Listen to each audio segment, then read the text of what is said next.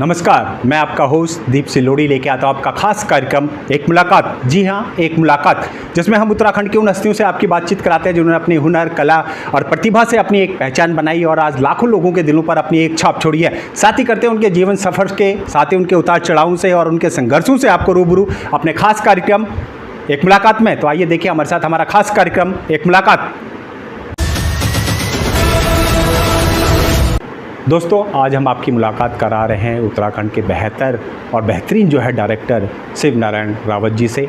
आपको बता दें, लगातार बचपन से ही इनको जो है कला और संस्कृति के प्रति, साथ ही जो है निर्देशन के क्षेत्र में इनका शुरू से ही रुचि थी। लगातार वे कई कार्यक्रम भी कर चुके हैं और 1983 में जब जगवाल फिल्म आई उसमें भी ये बतौर जो है इन्होंने एक्टिंग की थी, साथ ही प्रोडक्शन में भी काम करा था और इसी के साथ चलते चलते लगातार वो ऑल इंडिया रेडियो नजीमाबाद में भी रहे, साथ ही कई कलाकारों से भी जुड़े रहे और उसके बाद ये बॉम्बे और मद्रास का इन्होंने रुख करा। वहाँ पे भी अपने डायरेक्शन और प्रोडक्शन के हिसाब से वो लगातार यूनिटों से जुड़ते रहे। आखिरकार कुछ समय बाद फिर ये अपने उत्तराखंड वापस आए क्योंकि उत्तराखंड का प्यार स्नेह इनको वापस लेके आया और जिस तरह से ये उत्तराखंड में इनकी वापसी हुई, कई फिल्में इनकी जो है लगातार हिट होती चली गई, जिसमें बोलिया काका, इससे पहले इन्होंने बॉलीवुड में राजू बजरंगी बनाई थी जिसमें हेमंत पांडे जी थे। फिर जब गढ़वाली फिल्म रिलीज़ करी तो उसमें भी बोलिया काका में जो है हेमंत पांडे जी को लिया गया।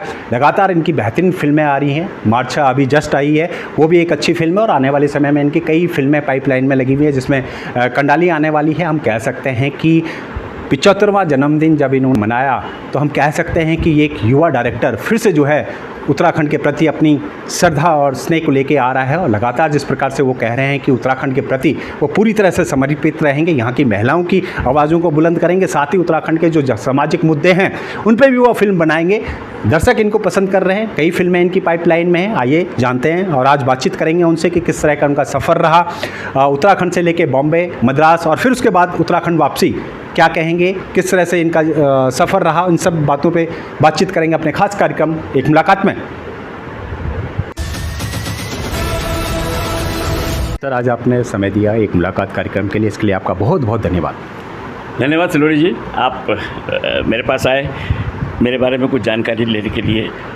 मैं क्या हूँ, क्या करता हूँ, मैंने आज तक क्या किया और क्या मैं आगे करने जा रहा हूँ। आप एक खोजी पत्रकार की तरह मेरे पास आए, आपका स्वागत है और मैं तैयार हूँ आपके सवालों का जवाब देने के लिए। सर, हम चाहते हैं कि सबसे पहले अगर कार्यक्रम की शुरुआत की किसी स्तुति से हो जाए, किसी शायर से हो जाए, क्योंकि आप बहुत बढ़िया शायरी भी करते हैं, तो किसी ऐसे तड़कते भड़कते किसी शायर से हो जाए तो बहुत ही बढ़िया होगा। सर, मैं शायर हूँ क्योंकि मैं इमोशनल व्यक्ति हूँ। भावनाएं मेरे दिल से निकलती है और मैं हमेशा भावनाओं में रहता हूँ और एक फिल्म मेकर और एक जो संस्कृति से जुड़ा हुआ व्यक्ति है उसको भावनाओं के साथ जुड़ा रहना चाहिए। तो मैं इसी सिलसिले में शायरी भी करता हूँ, गज़ल लिखता हूँ। तो मैं आपको एक शेर अर्ज़ करता हूँ और वो शेर जो है मेरी नहीं, आम जिंदगियों से संबंधित है कि मैंने ज़िंदगी को किस तरह से देखा है और मैं लोगों से भी कहता हूँ कि ज़िंदगी क्या है। तो एक शेर सुनिए कि ज़िंदगी किताब के पन्नों की मानिंद है, ज़िंदगी किताब के पन्नों की मानिंद है, पढ़ना भी ज़रूरी है, पलटना भी ज़रूरी है। और ज़िंदगी किताब के पन्नों की मानिंद है, पढ़ना भी ज़रूरी है, पलटना भी ज़रूरी है। और कभी धूप, कभी छाँव, कभी आस सी लगती है, रुकना भी ज़रूरी है, चलना भी ज़रूरी है। ज़िंदगी किताब के पन्नों की मानिंद है, पढ़ना भी ज़रूरी है, पलटना भी ज़रूरी है। बहुत ही सुंदर जो है आप शायरी के साथ साथ जो है निर्देशन के क्षेत्र में भी बेहतरीन काम कर रहे हैं। अब सबसे पहले हमारे दर्शक जानना चाहते हैं कि आपकी पैदाइश कहाँ हुई, आपका बचपन कहाँ बीता, किस तरह से स्कूलिंग आपकी हुई और फिलहाल आप क्या कर रहे हैं और कहाँ रह रहे हैं। सर, मेरा जन्म उत्तराखंड के एक छोटे से शहर कोटद्वार में, मैं छोटा उसको अब नहीं कहूँगा क्योंकि उसी शहर में एक कर्णवाश्रम है जहाँ पर राजा भरत ने जन्म लिया था, जिसको कि हम चक्रवर्ती राजा भरत कहते हैं और उसी के नाम से हमारे भारतवर्ष का नाम, हमारे देश का नाम भारतवर्ष पड़ा। तो मैं वहाँ का रहने वाला, मुझे उस बात पर गुरूर भी है और घमंड भी है। मैं वहीं पैदा हुआ और वहीं से मैंने अपनी स्कूलिंग नगर पालिका स्कूल से शुरुआत की थी। चूँकि उस वक्त जो पढ़ाई के साधन थे नगर पालिका ही होती थी, उस ज़माने में अंग्रेज़ी कोई स्कूल नहीं आते थे। मैं बात कर रहा हूँ सन 1956-57 की बात कर रहा हूँ, जब मैं नया स्कूल में गया था पहली क्लास से पढ़ने के। तो नगर पालिका नंबर 1, नंबर 2, नंबर 3 ऐसे होती। तो नगर पालिका नंबर 1 से मैंने पढ़ना शुरू किया, अपनी स्कूलिंग शुरू की। फिर 5वीं क्लास तक पढ़ा। 5वीं के बाद फिर हम लोग स्कूल जिसको बोलते हैं, जिसको इंटर कॉलेज कहते हैं, वहीं PIC पब्लिक इंटर कॉलेज एक था, वहाँ मैं आ गया। वहाँ फिर मैंने 6ठी क्लास से लेकर 12वीं क्लास तक पढ़ाई की और मैंने सन 1966-67 में मैंने 10वीं पास कर ली थी। उसके बाद फिर रुख शुरू हुआ कि हायर एजुकेशन के लिए। लेकिन उस ज़माने में, हमारे ज़माने में, मैं जिस PIC में पढ़ता था वो एक आखिरी स्कूल था, यानी 12वीं तक ही उस शहर में पढ़ाई होती थी। उसके बाद अगर आगे की पढ़ाई आपको ग्रेजुएशन अगर करना होता था तो बाहर जाना पड़ता था, जैसे मेरठ, गाज़ियाबाद, दिल्ली, देहरादून, कोटद्वार में नहीं था। लेकिन इत्तेफाक से मेरी किस्मत थी कि वहीं पर उसी दौरान हमने ही कोशिश की थी, हमने उसके लिए हड़ताल की थी, भूख हड़ताल की थी, और वहाँ पर एक स्कूल, एक कॉलेजेस हमको मिला जो आगरा यूनिवर्सिटी से संबंधित था, एफिलेटेड था। वो एक छोटे से बिल्डिंग में शुरुआत की गई और उसके पहले स्टूडेंट हम ही थे। हम उसके पहले 98 स्टूडेंट थे और ये रिकॉर्ड था। सब देखिए, मैं आपको ये बात इसलिए गर्व के साथ कहना चाहूँगा कि वो जो 98 बच्चे थे वो कोटद्वार के ही थे। उनमें से कुछ बाहर से भी आ गए थे पढ़ने के लिए, जैसे पहाड़ से आ गए, दुबल्ला से, लहसनों से पढ़ने आ गए थे। लेकिन उनके अंदर इतनी उत्सुकता थी, आप बिलीव नहीं कहें कि आगरा यूनिवर्सिटी का वो पहला कॉलेज था जहाँ पर 100% रिजल्ट आया था। 98 बच्चे सब पास हुए थे और बड़ी गर्व की बात थी। फिर वहीं पर हमने सेकंड ग्रेजुएशन भी की, मतलब ग्रेजुएशन की 13-14 से वहाँ पढ़ा हमने। उसके बाद फिर हमने बहुत लड़ाई लड़ी और उसके लिए हमने फिर जो गढ़वाल यूनिवर्सिटी जिसको आज कहते हैं, हेमवती नंदन बहुगुणा यूनिवर्सिटी, उसके लिए बहुत लड़ाई की, बहुत ज़्यादा संघर्ष किए, भूख हड़तालें की और फिर जाके वो यूनिवर्सिटी खुल गई। आज बच्चे वहाँ पढ़ रहे हैं। यानी हम कह सकते हैं कि बचपन से ही आप में वो ऊर्जा और वो चेतना थी कि लगातार समाज के प्रति कुछ काम करने की। साथ ही जो है उस टाइम किस तरह का आपका बचपन बीता, किस तरह से आप जो है इस लाइन में आए? क्या बचपन से भी आपको ये शौक़ था कि कला संस्कृति के प्रति अपना डायरेक्शन देते थे, या स्कूल या कॉलेज में भी आप कोई परफॉर्मेंस करते थे? जी बिल्कुल। मैं सर, आप कहिएगा कि मैं बचपन से ही मैं आर्ट एंड कल्चर का शौकीन हूँ। और ये मेरा दावा है, आज भी मैं कहता हूँ कि artist are born not made. वो पैदाइशी होते हैं, शायद मैं भी उनमें से एक हूँ। और मैं 6ठी, 7वीं, 8वीं क्लास से हम लोग स्कूल में क्लासेस में जो छोटे छोटे नाटक होते थे। मुझे एक छोटा सा वाक़या याद है कि जब मैं 6ठी क्लास में पढ़ता था तो डिग्री कॉलेज, वहाँ पर जो इंटरमीडिएट कॉलेज था, वहाँ पर हमारा एक प्ले भेजा गया था जिसमें मैं एक किरदार कर रहा था भारत माता का और माँ का। मेरा एक बेटा शहीद, जो बाद में शहीद हो जाता है, वो छुट्टी घर पर आता है और मैं उसका वेट कर रही हूँ। मैंने वो ड्रेस पहनी हुई थी, माँ की ड्रेस पहनी हुई थी। और उसमें हुआ ये कि छोटे से थे, नेकर पहनते थे। मैंने एक साड़ी ली और मेरे जो सीनियर एक्टर थी, उन्होंने कहा कि मैं आपकी साड़ी बांध देती हूँ। सिल्क की साड़ी थी, उन्होंने ऐसे करके बांध दी, गांठ बांध दी और ऐसा करके मैंने उसको ओढ़ लिया। और वो नेकर पहनी हुई थी तो थोड़ी थोड़ी हिल गई, मतलब काफ़ी फूली फूली सी लग रही थी। तो उन्होंने कहा, भैया तुम ये नेकर निकाल दो, अब तो साड़ी पहन ली ऊपर से गोली। और मुझे मालूम नहीं था कि मैंने अंदर से अंडरवियर नहीं पहना था। 5वीं-6ठी क्लास का तो बच्चा था। सर, आप बिलीव नहीं करेंगे वो जोश कि जब वो मेरा बेटा आता है और मैं उसको कहता हूँ कि, और वो जैसे ही आता है उसके पीछे पीछे टेलीग्राम आ जाता है कि लड़ाई लग गई है, आपको वापस जाना है। तो वो जो आवेश में आए हुए जो डायलॉग थे, जो मेरे को माँ के प्रति, माँ के अपने बेटे के प्रति जो डायलॉग थे, जो इमोशंस थे, जो भावनाएं थी, वो व्यक्त करते करते मैं इतना भावुक हो गया कि मैंने ज़ोर से मतलब एक्टिंग करना शुरू किया। वो गांठ खुल गई और साड़ी खुल गई। आप बिलीव नहीं करेंगे कि पर्दा जल्दी से खींच दिया गया। मैं बहुत रोया, लेकिन मुझे उसके लिए बेस्ट प्राइज़ मिला। तो इतना अच्छा हुआ कि प्रिंसिपल ने जब अवार्ड दिया और मुझे बुलाकर अवार्ड दिया, उन्होंने ये कहा कि इस बच्चे की साड़ी खुल गई थी, लेकिन बावजूद उससे उसका परवाह नहीं किया, वो डायलॉग बोलता रहा। वो इतना भावनाओं में बह गया कि अपनी उससे कला को नहीं छोड़ा। इसके लिए उसको बेस्ट प्राइज़ मिला। बहुत सारे क्लब्स में हमने काम किया, बहुत सारे नाटक हमने काम किया। आप एक नाम जानते होंगे, बड़ा नाम है, घना भाई। वो मेरे बचपन के दोस्त थे। हम दोनों ने मिलकर पता नहीं कितने नाटक किए होंगे, स्टेज परफॉर्मेंस दी होंगी। हम दोनों साथ साथ हम काम करते थे और हम आगे जाते थे। उसके बाद मैं डिग्री कॉलेज में चला गया सन 1972 में, जबकि उत्तराखंड नहीं बना था, तो एक इंटर कॉलेज कंपटीशन हुआ। उस इंटर कॉलेज कंपटीशन में 40 कॉलेजेस ने भाग लिया, यूपी के बहुत सारे कॉलेजेस आए थे। मेरा भी उसमें एक नाटक था जो मैंने खुद लिखा था, जिसका जो लीड एक्टर था रामू के नाम से, उसको मैंने खुद परफॉर्म किया था। उस नाटक का नाम था पापी समाज। आप बिलीव नहीं करेंगे कि वो नाटक जूरी मेंबर्स को इतना अच्छा लगा कि उसमें मुझे सर्वश्रेष्ठ कलाकार की उपाधि मिली। 40 जो नाटक थे उनमें मेरा जो नाटक था पापी समाज, वो बेस्ट नाटक के रूप में आया और मुझे बेस्ट एक्टर यानी सर्वश्रेष्ठ कलाकार की उपाधि मिली। यानी हम कह सकते हैं कि शुरू से ही आप जो है लेखनी के साथ साथ जो है कला के अंदर भी, एक्टिंग के अंदर भी और डायरेक्शन में भी शुरू से ही आपकी प्रतिभा शुरू से ही इस तरह की। बिल्कुल, मैंने वो जो पापी समाज जो नाटक था वो डायरेक्शन भी मेरा था, उसमें जो मेन किरदार रामू का था वो भी मेरा ही था, और वो पूरा मंचन जो था उसका मैंने ही किया था। उसका एक डायलॉग मुझे याद है, सर ये पापी समाज किसी को जीने नहीं देता, अगर उसकी स्थिति ख़राब है तो उसे वेस्ट पेपर की तरह उठा के बाहर फेंक देता है। और इसी सिलसिले में आपने मुझे कहा कि मैं कमज़ोर हूँ, तो मैं जानता हूँ और ये मेरा आदर्श रहा है और मैं ये बहुत अच्छे से जानता हूँ। वो डायलॉग था कि अतीत की ठोकरें वर्तमान के चौराहे पे भविष्य का दिशा निर्देश करती है। जज साहब, मैं भूख से इतना बिलक गया था कि मेरा पेट मेरी पीठ से जा लगा, इसलिए मैं आपको कमज़ोर नज़र आ रहा हूँ।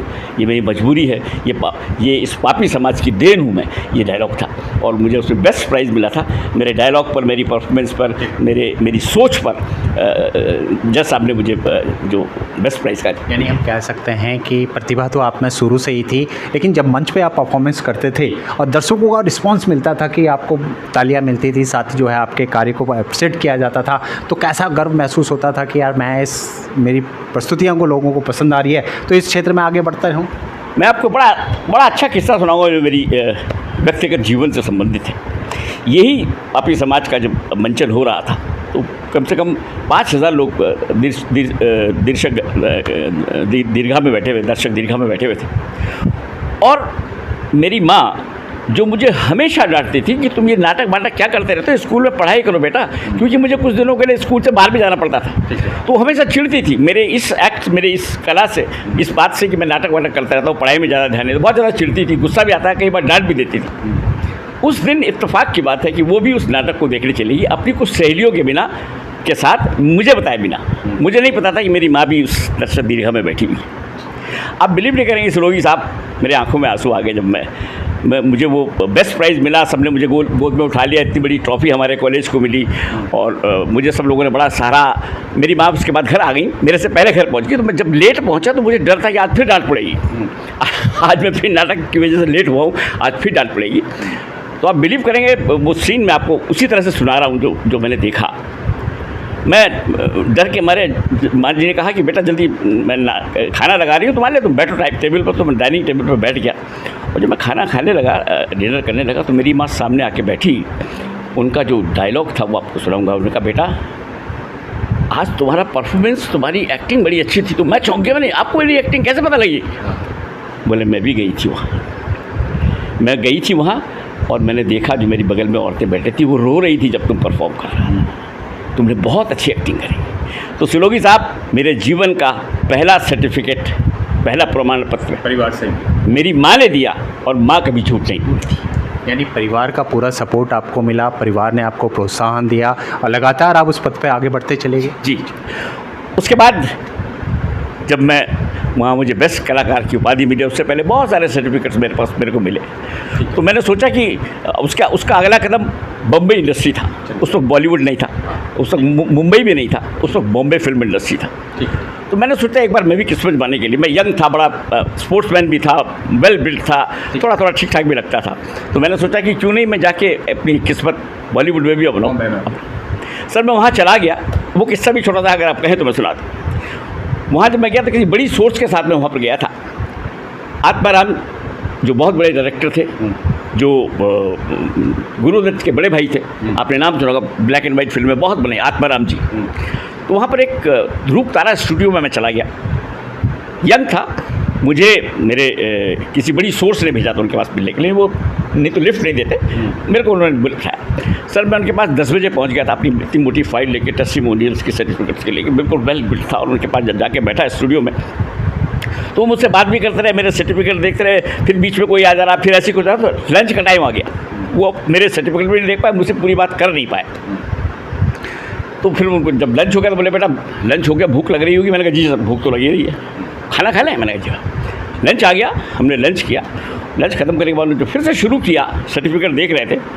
सर मैं ये बात किससे सुना रहा हूँ कि जो बड़े व्यक्ति होते हैं, जो बड़े लोग होते हैं, जिनको संस्कृति, कला और भावनाओं का ज्ञान होता है, वो किसी को कुछ सच्चाई कहने में भी कितनी देर लगा दी उन्होंने। एक कहावत है कि never tell the truth which is unpresent. सत्य है मगर कटु है, मत कहिए। तो आत्माराम जी ने लंच के भी 1 घंटे के बाद जब कोई नहीं था तो उन्होंने कहा बेटा बहुत अच्छी बात है, तुम्हारा सर्टिफिकेट देके तुम तो बहुत होशियार हो, बड़े वो भी हो। मैं तुमसे एक बात कहूँ? मैंने कहा जी बताइए। बोले बेटा आप फिल्में देखते हो? मैंने कहा जी बिल्कुल देखता हूँ। तो फिल्मों में जो हीरो हैं उनको भी आप देखते होंगे? मैंने कहा जी। मैंने कहा आप क्या कहना चाहते हैं? बोले बेटा जो आजकल हीरो हैं, अमिताभ बच्चन, धर्मेंद्र जी, जितेंद्र जी, सब 6 फुट के हैं और मेरी हाइट 5 से 5.5 इंच थी। यानी ये बात कहने के लिए उनको इतनी देर लगी कि ये बच्चा टूट ना जाए, इसकी हाइट की वजह से इसको हीरो का रोल नहीं मिलेगा। उन्होंने कहा कि बेटा जो बड़े बड़े हीरो हैं क्राउड में दूर से नज़र आते हैं, आपकी हाइट थोड़ी छोटी है, लेकिन आप हीरो ही बनना चाहेंगे क्योंकि आप हर नाटक में हीरो थे। मैंने कहा बिल्कुल सर मैं हीरो बनना चाहूँगा, लेकिन फिल्मों में आपको लेने में लोग रिस्क समझेंगे। सलोनी साहब समझ में नहीं आएगा आपके कि मैंने उसी वक्त वहीं पर प्रण लिया कि जब मैं हीरो ही नहीं बन पाऊँगा तो फिर मैं बॉलीवुड में भी ये इस मुंबई इंडस्ट्री में अपना टाइम क्यों बर्बाद करूँ। मैंने दूसरे दिन अपना बैग उठाया, वापस आ गया। मैं वापस कोटद्वार आ गया सर। ठीक है जी। और सर मैं जब कोटद्वार आ गया, ये बात है 74-75 की, फिर क्या करता क्या नहीं करता, फिर ऐसे नाटकों में फिर वही काम करने लगा। मेरे को दूसरा कुछ काम आता नहीं था, मुझे 9 to 5 की नौकरी बिल्कुल पसंद नहीं थी, लेकिन मजबूरन मैं दिल्ली आया। सन 1974 में दिल्ली आया और मैंने सोचा कि हायर स्टडीज़ करते हैं। यहाँ एस.एन. दास गुप्ता कॉलेज है ईस्ट पटेल नगर में जी।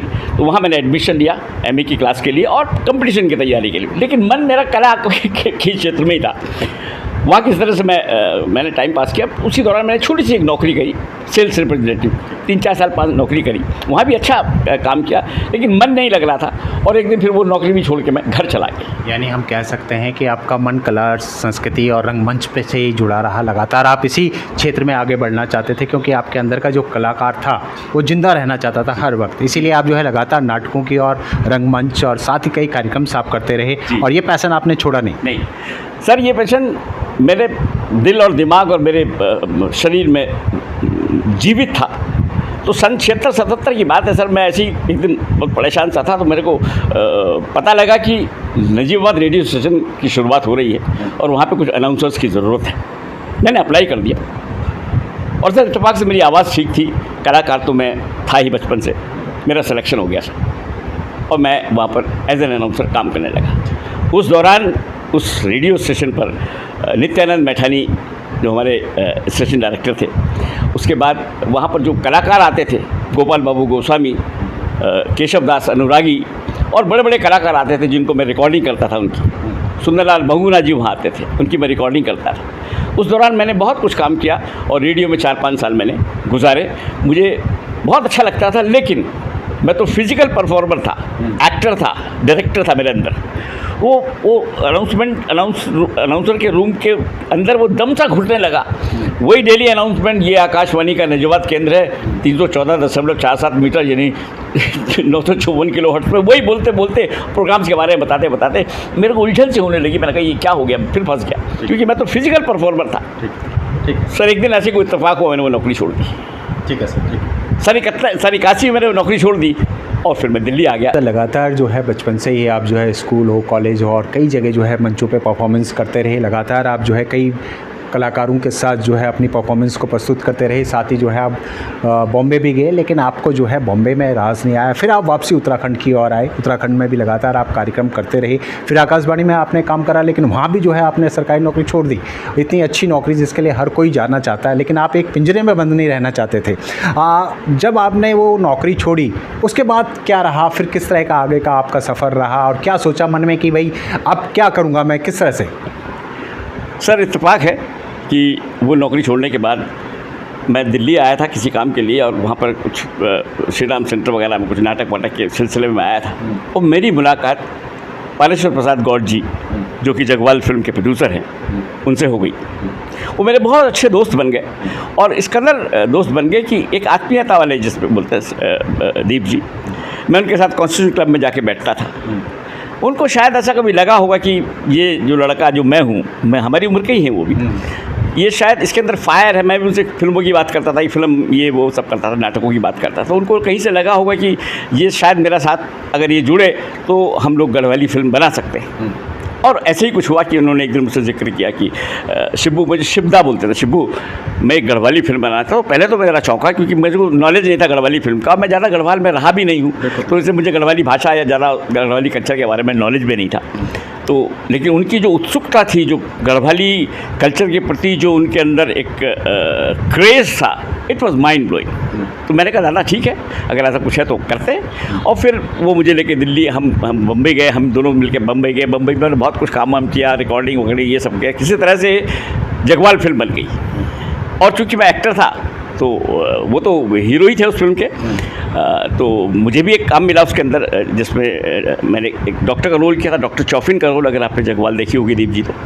और फिर थोड़ा प्रोडक्शन में भी काम करता रहा उनके साथ साथ। यानी जगवाल फिल्म से मैं जुड़ा और मेरी फिल्म की कहानी शुरू हुई। पहली फिल्म में जब काम करा तो कैसा महसूस हुआ? कि उत्तराखंड में इससे पहले कभी फिल्म बनी नहीं थी, तो किस तरह का महसूस हुआ? और जब वो फिल्म की शूटिंग हुई तो किस तरह का रिस्पांस मिला, किस तरह का माहौल रहता था, थोड़ा उसके बारे में? सर, पारूदा ने ये कोशिश की और ये फलीभूत भी हुई बाद में। फिर हमने धीरे धीरे एक यूनिट बनाई, बहुत सारे लोगों को जोड़ा, जिसमें कुसुम बिस हीरोइन थी, उनके एक भाई थे विनोद बेलोदी, वो भी उसमें हीरो थे, पारेश्वर प्रसाद खुद एक हीरो थे, रमेश बंदोलिया, और बहुत सारे लोग हम उसमें आपके सत्येंद्र फरिंडिया सिंगर भी थे, एक्टर भी थे, मैं भी उसका एक पार्ट था। ये पारेश्वर प्रसाद गौड़ की ज़िद थी कि गढ़वाली फिल्म बनाऊंगा। उन्होंने बनाई, और उसके बनाने के दौरान जो हमें दिक्कतें आई, हम बॉम्बे गए। बॉम्बे में किस तरह से आप जानते हैं कि ज़्यादा पैसे भी नहीं थे पारू के पास भी, और हमारे पास किसी के पास इतने पैसे नहीं कि हम बहुत बड़ी फिल्म बना दें, पैसा फेंके और तमाशा देखें, ऐसा भी नहीं था। तो मैं गरीबी में ऐसे ही कुछ काम कर रहा था। हमने कैसे कुछ करके वो फिल्म के लिए टेक्नीशियंस को जोड़ा, म्यूज़िक डायरेक्टर को जोड़ा। उदित नारायण को पहला ब्रेक दिया सिंगिंग का हमने। उससे पहले उदित नारायण ने कभी कोई फिल्म में गाना नहीं गाया था। तो जगवाल फिल्म से उनकी फिल्मों की यात्रा शुरू हुई। हमारे गढ़वाली फिल्म के लिए गाया उन्होंने, मखमली आवाज़ थी उनकी। हमें था कि बहुत जल्दी ये आगे बढ़ेंगे, और बढ़े वो आगे। और इस तरह से हमने किस तरह से वो फिल्म को शुरू की। हमको एक तुलसी घिमेरे दोस्त हैं हमारे, बाद में दोस्त बन गए, वो इस फिल्म के डायरेक्टर थे। मुझे थोड़ी नेपाली बोलने आती थी, और वो पूरा ग्रुप हमारा नेपालियों का ही था, नेपाली लोगों का ही, जिसमें तुलसी घिमेरे नेपाली, श्रवण घिमेरे नेपाली, जो अपने रंजीत गजमेर हमारे म्यूजिक वो नेपाली, सारे लोग नेपाली टीम थी, और हम गढ़वाली लोग थे। तो नेपाली गढ़वाली आपस में थोड़े से ऐसा इमोशन भी हो गया, भाई ये लोग पहली बार गढ़वाली फिल्म बनाना चाहते हैं। तो उन्होंने कोऑपरेट किया, वरना सर कोई हमें गलत यूनिट मिल जाती तो वो पैसे जो थे पारूदा के पास वो लूट जाते, फिल्म नहीं बनती। लेकिन हम धन्यवाद उनको भी देंगे, Tulsi Ghimire and team, Udit Narayan and team को देंगे कि उन्होंने हमारी गढ़वाली फिल्म बनाने के लिए बहुत बड़ा सहयोग दिया, पारेश्वर प्रसाद का साथ दिया, हमारा साथ दिया, और हमने वो गढ़वाली फिल्म बनाई। उसके बाद हम शूटिंग के लिए पौड़ी आए। पौड़ी में बहुत दिक्कतें होती, हम एमेच्योर थे, हमें गढ़वाली फिल्म, हमें कोई फिल्म बनाने नहीं आती थी, मगर फिर भी वो फिल्म बनी, वो फिल्म रिलीज़ हुई, और उससे सारे रिकॉर्ड तोड़ दिए। मेरे कहने का मतलब सिर्फ एक ही है कि हमारे गढ़वाली लोगों ने या हमारे उत्तराखंडी लोगों ने पहली बार सिल्वर स्क्रीन पर गढ़वाली बोलते हुए किसी को सुना। तो वो एक आत्मीयता थी, और जगवाल सुपर डुपर हिट हुई। उसके बाद तो हमने कभी पीछे मुड़ के ही नहीं देखा, और वो कहानी आगे बढ़ती। जगवाल फिल्म सुपर हिट रही, दर्शकों ने काफ़ी पसंद करा उसको फिल्म को, और उत्तराखंड की पहली गढ़वाली फिल्म वो बन के तैयार हुई। उसमें आपने भी अहम योगदान दिया। उसके बाद फिर आपने एक फिल्म भी प्रोड्यूस करी जी। वो प्रोड्यूस कैसे ख्याल आया मन में, क्योंकि अब फिल्मों का ज़माना स्टार्ट हो गया था, तो आपको भी लगा कि अब एक फ़िल्म बनाई जाए? जी, हमको लगा कि अब हम काम कर सकते हैं फिल्मों में, और मैंने बम्बई की तरफ रुख किया। वहाँ पर जाके तुलसी घेमेरे ही जो हमारी पहली फिल्म के डायरेक्टर थे, उनकी एक फ़िल्म बन रही थी कुसमे रुमाल। तो वो मेरे से मिले, मैंने उनसे कहा कि दादा मैं भी एक फ़िल्म बनाना चाहता हूँ, गढ़वाली में दूसरी फिल्म बनाना। तो उन्होंने मुझे एक आइडिया दिया। उन्होंने कहा कि रावत साहब अभी एक आप इंडिपेंडेंट फिल्म बनाएंगे तो बहुत बड़ा आपके पास ज़्यादा बजट भी नहीं है, कि नहीं मेरे पास ज़्यादा बजट नहीं है और आप गढ़वाली फिल्म भी बनाना चाहते हो। उन्होंने कहा कि ये मेरी फिल्म बन रही है, मैं आपके साथ एक काम करता हूँ, पार्टनरशिप इसमें करता हूँ, हम इसको नेपाली एंड गढ़वाली में बाइलिंगुअल बनाते हैं, उसको पार्टली शॉर्ट फिल्म कहते हैं। तो कुसमी रुमाल बन चुकी थी, थोड़ी थोड़ी बन रही थी, तो उन्होंने कहा रावत साहब हम इसको इसके साथ जोड़ते हैं और शुरू करते हैं। गढ़वाली में इसका नाम होगा प्यारो रुमाल और नेपाली में इसका नाम होगा कुसमे रुमाल।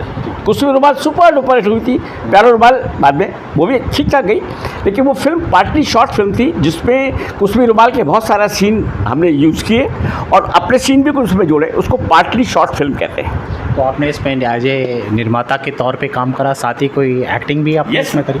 मैंने इसमें एज ए निर्माता का भी काम किया और इसमें कैरेक्टर भी किया, एक फौजी ऑफिसर का भी कैरेक्टर किया जो उस फिल्म का एक मेन किरदार था। और इस तरह से 2-3 और हमारे जो गढ़वाली एक्टर थे उन्होंने इसमें काम किया और वो फिल्म इस तरह से बन के वो फिल्म रिलीज़ हुई। बहुत बड़ा रिस्पॉन्स नहीं मिला, लेकिन एक और गढ़वाली फिल्म जिसको हम प्यारो रुमाल कहते हैं वो दर्शकों के बीच में पहुंची और फिर से मुझे याद किया गया कि शिवनारायण सिंह रावत ने एक फिल्म बनाई है। बस ये उसका ये सपना था जी। यानी बाद फिर उत्तराखंड की एक और फिल्म आई घर जमे, उसके बाद कौथिग, कई सुपरहिट फिल्में आई, उनके भी क्या आप हिस्सा रहे या आप फिर दूसरी लाइन पे ही आप चले गए? जी सर, ये दोनों फिल्में जो आपने बताई घर जमे और कौथिग, ये सब मेरे ही सामने बनी, उस वक्त बम्बई में ही था। लेकिन फिर मैंने मेरा थोड़ी मसरूफियत हिंदी फिल्मों की तरफ हो गई थी। हिंदी फिल्मों में मैंने सोचा कि अब मैं टेक्नोलॉजी को सीखूं। फिल्म तो बना ली, एज ए प्रोड्यूसर बना लिया, बहुत ज़्यादा पैसे भी नहीं थे, तो मैंने सोचा कि अब मैं इस पर अब कुछ काम सीखता हूँ। तो मैंने फिर डायरेक्शन की तरफ ध्यान दिया। हिंदी फिल्मों में assistant director, 4th assistant, 3rd assistant की तरह मैं उसमें काम करता रहा। उसी दौरान मैं जानता था ये जो घर जमाई के प्रोड्यूसर थे मिस्टर नोटियाल, जो उनको खन्ना साहब के नाम से जाना जाता था जी, विश्वेश्वर प्रसाद नोटियाल से, वो मेरे अच्छे मित्र भी थे, हम मिलते थे आपस में। वो फिल्म बनाई उन्होंने, उसके बाद कौथिग बनी चौहान साहब की, उसके भी मैं सब जानता था, मेरे से मिलते रहते थे। लेकिन मेरा रुख थोड़ा सा हिंदी फिल्मों की तरफ हो गया था, बॉम्बे की तरफ चला गया था। मैं टेक्नोलॉजी सीखना चाहता था। मैंने ये सोचा कि हम प्रोड्यूस ही करते रहेंगे तो हम सीखेंगे कब। तो फिर मैंने अपना रुख थोड़ा सा चेंज किया, प्रोडक्शन की तरफ से हटा के मैंने डायरेक्शन की तरफ अपना ध्यान किया। टेक्निकल सीखने के लिए बॉम्बे गए, लेकिन उससे पहले जो है आप लगातार कई बड़े दिग्गज कलाकारों के साथ भी आपका साथ रहा, चाहे चंद सिंह राही जी हो गया, चाहे नरेंद्र सिंह नेगी जी हो गए, घन्ना भाई हो गए। तो इनके साथ किस तरह का माहौल रहता था, क्योंकि ऑडियो का भी ज़माना आ गया था, कैसेटें लगातार चल रही थी, उत्तराखंडी गाने लगातार अब लोग सुन रहे थे, निज़ामियाबाद से भी गाने चलते थे, तो क्या याद आ रहा है उनकी कुछ? मैं आपको बताऊं कि जब मैं रेडियो स्टेशन में था उस दौरान मेरी मुलाकात नरेंद्र सिंह नेगी जी से भी हुई, मेरी मुलाकात चंद्र सिंह राही जी से भी हुई, मेरी मुलाकात लखनऊ से आते थे अनुरागी जी, केशव दास अनुरागी जी जो बड़ा अच्छा गाते थे, उनसे थी। गोपाल बाबी गोस्वामी जी थी। ये सब कलाकारों को मैं जानता था, उनकी आवाज़ें मैंने रिकॉर्ड भी करी, उनको सुना भी मैंने। लेकिन उस दौरान मैं बम्बई में ही काम कर रहा था, मैं ज़्यादा अपना उत्तराखंड की तरफ ये नहीं, उस वक्त उत्तराखंड नहीं बना था, पहाड़ की तरफ नहीं आया, मेरा रुख थोड़ा दूसरी तरफ हो गया था, टेक्नोलॉजी सीखने की। सभी कलाकारों के साथ आपकी बॉन्डिंग थी? बहुत अच्छी थी। नरेंद्र सिंह नेगी तो मेरे आज भी बड़े अच्छे दोस्त हैं, हम उम्र हैं वो।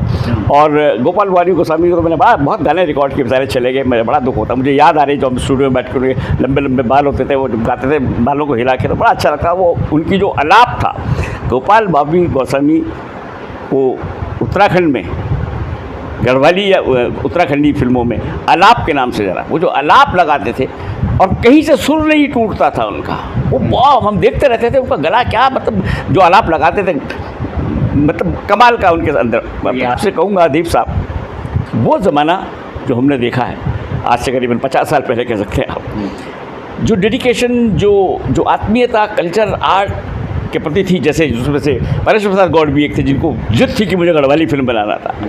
गोपाल बाबी गोस्वामी को थी मैं बहुत अच्छा कमाऊनी गाना गाऊँ। नरेंद्र सिंह नेगी तो हमारे उत्तराखंड के रफ़ी साहब कह सकते हैं उनको, और उसके अलावा जीत सिंह नेगी, बहुत सारे बड़े बड़े कलाकार, मैं उनको देखता था सादगी से अपना काम करते थे। लेकिन वो ये ज़माना नहीं था, डिजिटल का ज़माना नहीं था, तो वो उन ऊंचाइयों पे नहीं पहुंच पाए जो आज के डिजिटल ज़माने में आप 10 मिनट में कहीं से कहीं पहुंच जाते हैं। व्यूज़ कह सकते हैं कि आप लगातार उत्तराखंड के सभी दिग्गज कलाकारों के साथ आपका अच्छा तालमेल था, लगातार आप उनके साथ जुड़े रहे, लेकिन आपने टेक्निकल सीखने के लिए बॉम्बे का रुख करा और बॉम्बे में जो है टेक्निकल सीखा, कई या मद्रास हो चाहे बॉम्बे, कई प्रोड्यूसरों के साथ आपने काम करा, कई के साथ एसोसिएट में रहे, किसी में प्रोडक्शंस में रहे, तो ये कौन सा सन होगा जब आप बॉम्बे में रहते थे और उस टाइम किस फिल्म पे आप या किन किन के साथ थे वहाँ पे? मैं वहाँ पर बम्बई में 84-85 के बाद मैं बम्बई में ही था, 86 तक बम्बई में था। मैं बहुत काम किया वहाँ पे, मैंने काफ़ी फिल्में की। अक्षय कुमार के साथ सबसे बड़ा खिलाड़ी फिल्म की, अजय देवगन के साथ जंग की, मिथुन चक्रवर्ती मेरे बड़े अच्छे मित्र भी हैं, आज भी हैं, उनके साथ मैंने 17-18 फिल्में की एज एन एक्टर। वो जो एक्टिंग की भूख थी वो तो कभी नहीं खत्म हुई। मैं भले ही टेक्नोलॉजी सीख रहा था, लेकिन एक्टिंग गाए बगाए जब भी मुझे मौका मिलता था, कोई मुझे एक्टर डायरेक्टर बुलाता था तो मैं एक्टिंग करने जाता था, और वहाँ भी मेरी तारीफ होती थी, क्योंकि वो एक्टर तो आज भी मैं हूँ। उत्तराखंड में भी लगातार फिल्मों का दौर शुरू हो गया था, लगातार जो है वीडियो कैसेट्स तो आ ही रही थी, और लोग अब उत्तराखंडी फिल्मों को भी पसंद करने लग गए थे, क्योंकि कौथिक भी बड़ी हिट हुई, घर जवें हिट हुई, जगवाल फिल्म हिट हुई। तो कभी सोचा नहीं कि बीच में कि यार मैं भी अपने फिर उत्तराखंड की ओर रुख करूँ, या आपका रुख रहा कि अब हिंदी फिल्मों की ओर ज़्यादा बढ़ूँ, उसके बाद ही आऊँ? शरीर भले ही वहाँ था, लेकिन दिल और दिमाग मेरा अपने उत्तराखंड के लिए था। लेकिन शायद आपको पता हो या नहीं उदीप साहब, ये 3-4 फिल्मों के तो आपने नाम लिए, उसके आगे 3-4 फिल्मों के अलावा आप मुझे बताइए कौन सी फिल्म बहुत अच्छी थी? सब ने उनका ग्रेड नीचे होता चला गया, और एक ज़माना ऐसा आया कि फिल्में बनना बंद हो गई, फिर वो वीडियो फिल्में बननी शुरू हो गई। उसकी 2 वजह थी। एक तो लोगों के पास पैसे नहीं थे कि बड़ी फिल्म बनाए, फीचर फिल्म बनाए। एक दौर शुरू हुआ टी सीरीज़ का, गुलशन कुमार ने वो वीडियो शूट करना शुरू किया, गाने बनना शुरू, तो गाने की तरफ लोग छोटी छोटी वीडियो फिल्में बनने लगी, जिसमें ज़्यादा पैसे नहीं लगते। लोगों ने उसमें भी हाथ आजमाया, लेकिन वो भी क्योंकि टेक्नोलॉजी किसी को नहीं मालूम थी, और उस टेक्नोलॉजी ना होने की वजह से ना वो वीडियो फिल्में चली, छोटी मोटी चलती थी। अब देखिए, कुछ भी बनेगा तो गढ़वाली लोग, या जैसे हमको बहुत सारे, हम रेस्टोरेंट में खाना खाने के लिए जाते हैं, थाली में अगर हमको झंगोरा भी नज़र आएगा और बाकी चीज़ें भी रहे, तो सबसे पहले हाथ हमारा झंगोरे में जाएगा, क्योंकि हमको हमारा है, वो हमारा प्यार है। ऐसा था, मगर टेक्नोलॉजी नहीं आती थी, तो सब धीरे धीरे सब पर डाउन होता चला गया, और एक स्टेज ये आई कि गढ़वाली फिल्में बनना बंद हो गई। बीच में बहुत बड़ा गैप था जब गढ़वाली फिल्में बननी बंद हो गई थी, ये आपको मालूम होगा। वहाँ से मैं बैठ के मेरा दर्द होता था, इसीलिए मैंने सोचा कि नहीं, मैं अभी टेक्नोलॉजी सीखूंगा। आपने सोचा कि क्यों ना यार प्रोफेशनल बन के आऊँ, पूरा सीख के आऊँ, उसके बाद काम किया जाए। बिल्कुल, आप एकदम सही कहा दीप जी आपने। मेरी वो जिद, मेरी वो ललक कि मैं पहले टेक्नोलॉजी को समझूं, फिल्म मेकिंग को समझूं, कहानी स्टोरी टेलिंग क्या होती है, डायरेक्शन क्या होता है, उसको पूरी तरह से समझूं। फिर अगर वक्त मिलेगा मेरे पास, तो फिर मैं दोबारा जाके अपने गढ़वाली फिल्मों के बारे में सोचूंगा, अपने उत्तराखंड के बारे में सोचूंगा। और ऐसा हुआ। मैं करीबन 35 साल साउथ इंडिया में था, जहाँ मैंने करीबन 200 फिल्मों के साथ एसोसिएट रहा। 200 फिल्मों के साथ, कहीं डायरेक्टर, कहीं एज ए असिस्टेंट डायरेक्टर, कहीं एग्जीक्यूटिव डायरेक्टर, कहीं प्रोड्यूसर, कहीं बहुत सारे उसमें मैं जुड़ता है, जिसमें कुछ नाम होंगे आपको जो बड़ी हिट थी। रोजा एक फिल्म आई थी, मैं उसके साथ एसोसिएट था। बॉम्बे एक फिल्म आई थी मणिरत्नम की, ये सब मेरे मैन के साथ काम करता। मणिरत्नम, के भाग्यराज, ये मेरे जिनके साथ मैंने काम सीखा, वो उनके साथ काम भी सीखता रहता था, और बहुत सारी फिल्मों के साथ जुड़ा भी रहा मैं। लेकिन मैं टेक्नोलॉजी सीख रहा था, और मेरे अंदर एक आग थी कि जिस दिन मैं टेक्नोलॉजी सीख जाऊंगा तो मैं कुछ कह सकता हूं कि मैं अपनी गढ़वाली फिल्मों के लिए कुछ करूंगा। और फिर मैंने 35 साल के बाद वहाँ पर मैं अपनी जीविका भी चला रहा था। मेरे बच्चे वहाँ पढ़ रहे थे, मेरे छोटे छोटे बच्चे थे, जिनको मैं फिल्मों के ज़रिए जो पैसा कमाता था उनको मैंने पढ़ाया, और उन्होंने बहुत अच्छा अपनी एजुकेशन भी ली मेरे बच्चों ने वहाँ पर। ये मैं अपनी उस फेज़ को, जो मैं साउथ इंडिया का फेज़ था, उसको मैं इसलिए भी अच्छा मानता हूँ कि मैंने वहाँ बहुत बड़ी प्रोग्रेस नहीं की। और साउथ में मैं क्या प्रोग्रेस कर सकता था, लेकिन वहाँ टेक्नोलॉजी सीखी, वहाँ जो भी मैंने पैसा कमाया उससे मैंने अपने बच्चों को पाला बड़ा किया। उसके बाद जो है 1994 में जो है उत्तराखंड राज्य की जो है एक मांग बड़े ज़ोरों शोरों से जो है दिल्ली एनसीआर सहित उत्तराखंड में फैली। लगातार उत्तराखंडी लोक कलाकार जो है इस पे जो है फ्रंट पे आए, अपनी आवाज़ को बुलंद करा। गणरत्न नरेंद्र सिंह नेगी जी ने भी कई गाने गाए जो लोगों के दिलों पर छुआ, लोग सब इस आंदोलन से जुड़ गए। तो उस टाइम आप कहाँ पे थे, और जब आपने ये सुना कि उत्तराखंड राज्य बनने के लिए लोग लड़ाई कर रहे हैं, राज्य को मांग रहे हैं, तो आपके क्या रिएक्शन आया, आपने क्या सोचा? सर, उस दौरान मैं चेन्नई में था, मद्रास में था कि हमारे पृथक राज्य की एक घोषणा होने जा रही है, डिमांड हो रही है। तो मैं बीच में हर साल एक दो महीने के लिए या कभी 5-10 दिन के लिए अपने कोटद्वार आता था। तो जब मैं कोटद्वार आ रहा था, उस तरह काफ़ी मतलब अलग जगह भी थी कि उत्तराखंड का। और मैं आपको इस बात से अवगत ज़रूर करना चाहूँगा, और आप तो जानते भी होंगे कि हमारे जितने भी कलाकार थे, नरेंद्र सिंह नेगी और जो भी बड़े बड़े कलाकार थे, स्टेज परफॉर्मेंसेस हो रही थी, वो सारे के सारे फोकस थी अपने उत्तराखंड को पृथक राज्य बनाने के लिए। मुझे बड़ी खुशी होती है, लेकिन चूँकि मैं वहाँ, मेरे बच्चे वहाँ रहते थे, मैं सब वहीं रहता था, मैं उस आंदोलन से नहीं जुड़ पाया क्योंकि मेरा सारा परिवार वहाँ था, मैं वहाँ काम सीख रहा था, वहाँ काम कर रहा था, मेरा कारोबार वहाँ था, मेरा व्यापार वहाँ था। लेकिन मेरे अंदर वो दर्द तो था। जब मैंने एक दिन, जब मैं जी, वो ललक थी, दर्द था, और मुझे बड़ा गुस्सा आया था। उस दिन मैं कोटद्वार में ही था, उसके बाद कांड के बाद कोटद्वार आया था जब ये मुजफ्फरनगर कांड हुआ था, और मेरे शहर के भी कुछ बच्चे उसमें गए हुए थे, कुछ लेडीज़ भी गई हुई थी। जब मैं वो कहानियाँ सुनी तो मेरी आंखों में आंसू आ गए, लेकिन मैं मजबूर था, मैं रुक नहीं पाया उस आंदोलन के लिए, अपने आप को रोक नहीं पाया। अब मैं वहाँ, मुझे जाना था, लेकिन वो खुशखबरी आई और हमें पृथक राज्य मिला। हमने वहीं केक काटा था। मैं बड़ा खुश हुआ था कि मेरा उत्तराखंड जिंदाबाद, आज अब हमारा उत्तराखंड अपना राज्य बन गया है, और मुझे उस बात की बड़ी खुशी हुई। मैंने सबको बधाई भी दी। लगातार सर जो है आप 1955 से लगातार जो है स्कूल से लेके कॉलेज से लेके लगातार मंचों पे काम करते रहे, बॉम्बे भी गए, मद्रास भी गए, साथ ही फिल्मों को भी आपने प्रोड्यूस किया, जगवाल में भी आपने काम करा, उत्तराखंड राज्य आंदोलन, उत्तराखंड के हर कलाकार के साथ आपकी अच्छी बातचीत थी, अच्छा तालमेल था, आप उनके साथ जुड़े रहते थे। तो 2000 से पहले का सफ़र किस तरह से देखते हैं, क्या लगता है वो सफ़र कितना याद आता है आज भी आपको? कि मुझे अपनी कला, अपने कल्चर, अपने उत्तराखंड या अपनी संस्कृति से कितना प्यार है। तो शेर सुनिए कि चंद बातों के बयां और चंद लम्हों के सुकून, चंद बातों के बयां और चंद लम्हों के सुकून, बस यही है मेरी उल्फत, मेरी दिल लगी का जुनून।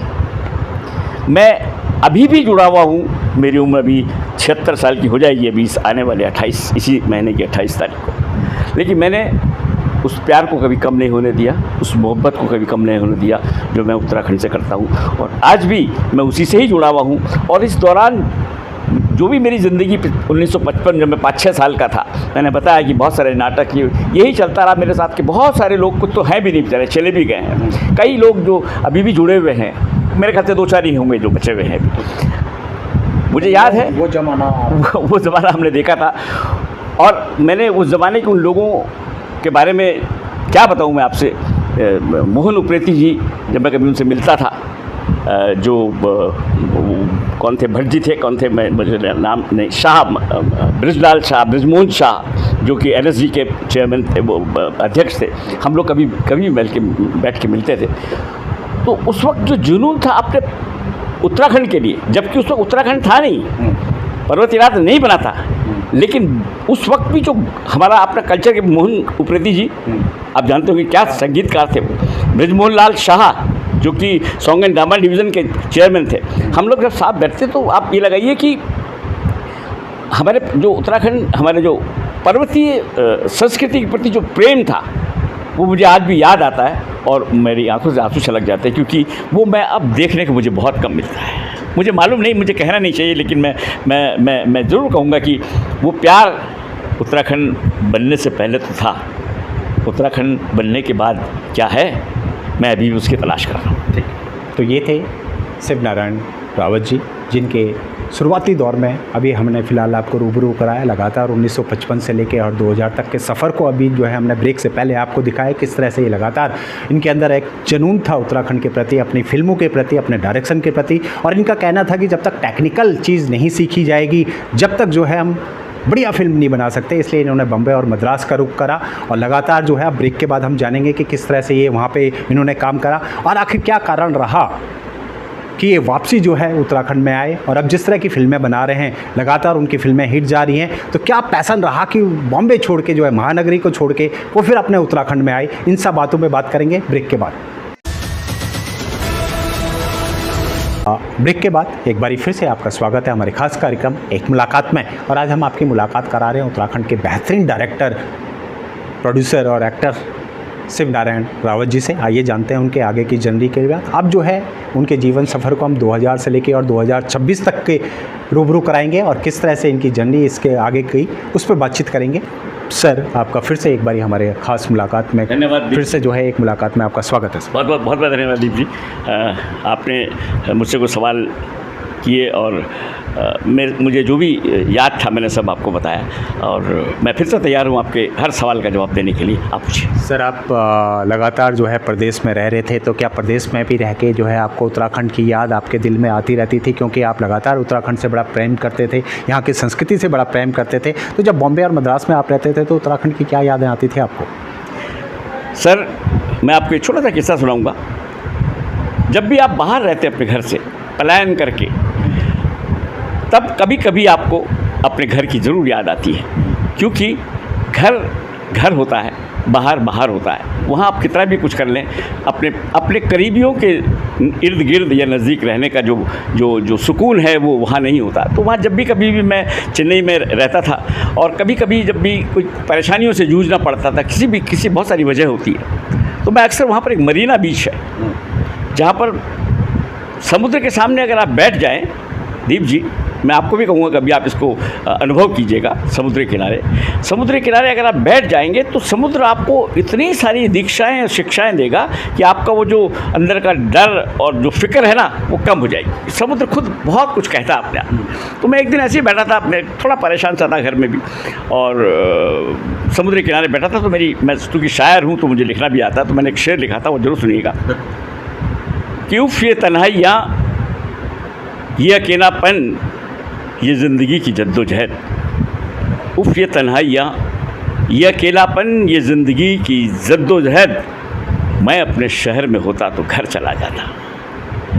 उस वक्त मुझे अपने घर की याद आई कि काश मैं अपने घर होता तो चला जाता। 2009 नवंबर को जो है उत्तराखंड राज्य बन गया, उत्तराखंड अलग राज्य बना। उसके बाद जो है कलाकारों को बहुत बड़े मौके मिलने शुरू हो गए। लगातार जो है एल्बम का ज़माना आया।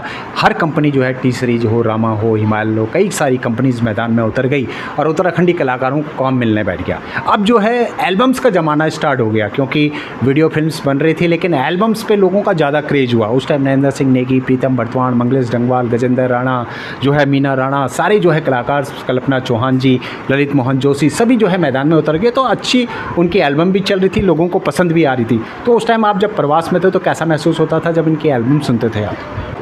अपनी भाषा, अपनी बोली, अपना कल्चर हमें हमेशा से प्रसन्नचित्त करता है, हमें हमेशा से सुख देता है। तो उस दौरान जब पृथक राज बन गया और जो बहुत सारी कंपनीज थी, जिसमें टी सीरीज़ थी, टिप्स थे, बहुत सारी कंपनियां थी जिन्होंने छोटे छोटे टेप बनाकर वीडियो और गाने रिकॉर्डिंग करना शुरू की। तो उस दौरान चूँकि फिल्म बनाने में बहुत बड़ा पैसा लगता है और उतना बड़ा पैसा लगाने के लिए लोग रिस्क नहीं ले सकते, तो छोटी छोटी एल्बम, छोटे छोटे गीत, गाने और छोटे छोटे वीडियो फिल्म बनाने लोगों ने शुरू की।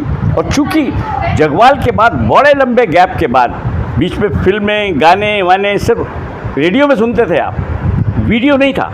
लेकिन वीडियो का एक ज़माना आया 2000 के बाद, बड़ी बड़ी कंपनियों ने उसको सहारा दिया और लोगों ने उसके साथ अपनी कंपनी, मतलब वो अपनी प्रतिभा दिखाने का एक मौका मिला। जो बड़े सस्ते में चले आते थे, गाने रिकॉर्ड करते थे, लेकिन उसमें भी बहुत सारा एक्सप्लॉइटेशन हुआ लोगों का। कंपनियां खा जाती थी पैसा, लोगों को पैसा देती थी, लेकिन उसमें एक प्रोत्साहन मिला हमारे लोकल आर्टिस्टों का। उनको कम से कम अपनी आवाज़ सुनने का मौका एक टेप के द्वारा मिला, अपने को खुद देखने के लिए एक वीडियो का सहारा मिला, एल्बम्स बनी, गाने बने, बहुत अच्छा लगा। तो एक कौतूहल सा था, एक अच्छी सी बात हो रही थी। फिल्म इंडस्ट्री तो नहीं डेवलप हो रही थी, लेकिन ये वीडियो इंडस्ट्री डेवलप हो रही थी, जिसमें छोटी छोटी फिल्में भी बन रही थी। कुछ लोग कोशिश भी कर रहे थे, लेकिन टेक्नोलॉजी की कमी थी, तो वो लोग इतना बढ़िया नहीं बन रहे, क्योंकि खुश थे, आ रहे हैं और एक्सपोजर भी मिल रहा है। तो यहाँ के जो लोकल आर्टिस्ट थे, नरेंद्र सिंह नेगी जी थे, उनका एक गाना मुझे याद है, जब मैं उस दौरान कोटद्वार आया हुआ था, कि वो चली बे मोटर चली सरारा प्वा प्वा, वो गाना मुझे इतना दिल को छुआ। और मैं सल्यूट करता हूँ नरेंद्र सिंह नेगी जी को, कि वो उनकी सोच, उनकी जो लिरिक्स है, उनका जो आत्मीयता है अपनी कल्चर के प्रति, कमाल है, कोई छू नहीं सकता उनको। बहुत इज़ अ वेरी राइटर, बहुत अच्छे हैं, सिंगर तो उनको कोई छू नहीं सकता, लेकिन राइटिंग में भी कोई उनको नहीं छू सकता। जो वो छोटी छोटी चीज़ लाती है। एक गाना मुझे याद है कि वो बड़ा अच्छा है, वो मैं याद नहीं आ रहा, लेकिन बहुत सुंदर सुंदर वो गाने गाते थे और उनके जो बोल होते थे वो दिल को छूते थे, और इसीलिए वो किंग कहलाते हैं, इसमें कोई शक की बात है। उनके अलावा भी प्रीतम बर्तवान हैं, जिनको देखिए अभी पद्मश्री अवार्ड भी मिला, मुझे अभी हाल ही में वो एक फंक्शन में मिले भी थे, मेरी फिल्म के लिए उनके जिक्र हुआ था, तो ऐसी बात उनके हुई। उत्तराखंडी एल्बम्स बना रहा था, कलाकार हज़ारों की संख्या में आ रहे थे, साथ ही जो है उनको काम भी मिल रहा था, रोज़गार भी चल रहा था, और एल्बम इंडस्ट्री लगातार आगे ग्रो करती चली गई। उस टाइम जो है आप प्रवास में थे, बॉम्बे मद्रास में रहते थे, तो आपका मन नहीं करा कभी कि यार मैं एल्बम्स बनाऊँ, या सिर्फ आपका ये रहा कि भाई बड़ी फिल्म ही करनी है? मैंने टेक्नोलॉजी पे सीख रहा था, हाई टेक्नोलॉजी को पे काम कर रहा था, तो बड़े उससे छोटे उस पे आने में थोड़ा सा हेजिटेशन तो होती ही है। तो मेरा फोकस ये था, हमेशा से मेरा मानना था, मैं ये चाहता था कि मैं जब भी करूँगा जगवाल के बाद अगर कुछ बढ़िया चीज़ होगी तो वो फिल्म भी होनी चाहिए। और जो हमने वो फिल्म की शुरुआत की थी, जगवाल फिल्म की शुरुआत जब हमारी टीम ने करी थी और उसके बाद बहुत बड़ा गैप आ गया था कुछ फिल्मों के अलावा, तो मैं उस गैप को दोबारा भरने के लिए सीख रहा था बिल्कुल फोकस होकर। और मेरा एक टारगेट था कि मैं जब भी जाऊंगा मैं गढ़वाली फिल्म बनाऊंगा, बहुत अच्छी टेक्नोलॉजी, ताकि हमारे यहाँ के लोग टेक्नोलॉजी को भी समझें, कंटेंट क्या होता है, फिल्म कैसे होती है, फिल्म की समझ पहले लोगों को होना चाहिए, सिनेमा क्या चीज़ होती है, सिनेमा का मकसद क्या होता है, वो सीखने के लिए मैंने वहाँ सीखा। आज जो है हमारे उत्तराखंड के मशहूर जो है कॉमेडियन और एक्टर हेमंत पांडे के साथ आपने एक फ़िल्म बनाई राजू बजरंगी, तो ये फिल्म किस तरह से बनाई आपने? क्या सोचा कि भाई हिंदी में फ़िल्म बनाई जाए और हमारे उत्तराखंड के ही कलाकार हेमंत पांडे जी को आपने लिया? मुझे लगा कि मेरी वाइफ ने मुझे कहा कि बहुत हो गया, आप ऑटोग्राफ फोटोग्राफ जितना पैसा वैसा कमाना है, बच्चे से पढ़ लिख के अपने अपनी जगह सेटल हो गए थे, हम दोनों खाली थे, तो हमने सोचा कि चलिए अब हम अपने घर कोटद्वार चलते हैं, अपने उत्तराखंड चलते हैं, अब वहाँ के लिए कुछ करेंगे। तो मैं जब यहाँ आया तो एक दिन मैं सिद्धबली बाबा का जो टेम्पल है, जो सिद्धबली धाम है, जहाँ मैं बहुत बचपन से दूसरी तीसरी क्लास से छोटे बचपन से वहाँ जाता था, तो उसमें एक आस्था से हमेशा से रही है। तो मैं एक दिन ऐसे चला गया देखते ही, और मेरे को ऐसा लगा कि ये सिद्धबली बाबा का मंदिर कितने हज़ारों साल से है मुझे पता नहीं, और मैं भी इसमें बचपन से आता था, तो चूँकि मैं फिल्म मेकर हूँ, मुझे भी कुछ कंट्रीब्यूट करना चाहिए अपने सिद्धबली धाम के ऊपर। और मैंने फिर एक कहानी सोची इसके बारे में, और फिर एक टीम को इकट्ठा किया और मैंने राजू बजरंगी फिल्म बनाई, जिसमें सिद्धबली बाबा के बारे में मैंने और मैंने बताया कि फिल्म बनने का एक मकसद होना चाहिए। आप फिल्म यूँ ही मत बनाइए, मनोरंजन के साथ साथ कुछ सामाजिक संदेश भी दीजिए। उसमें भी मैंने संदेश देने की कोशिश करी है कि भगवान तो है, अपनी जगह है, लेकिन अगर सच्चाई है दिल में तो छोटा बच्चा भी भगवान को झुका सकता है अगर वो सच्चा है।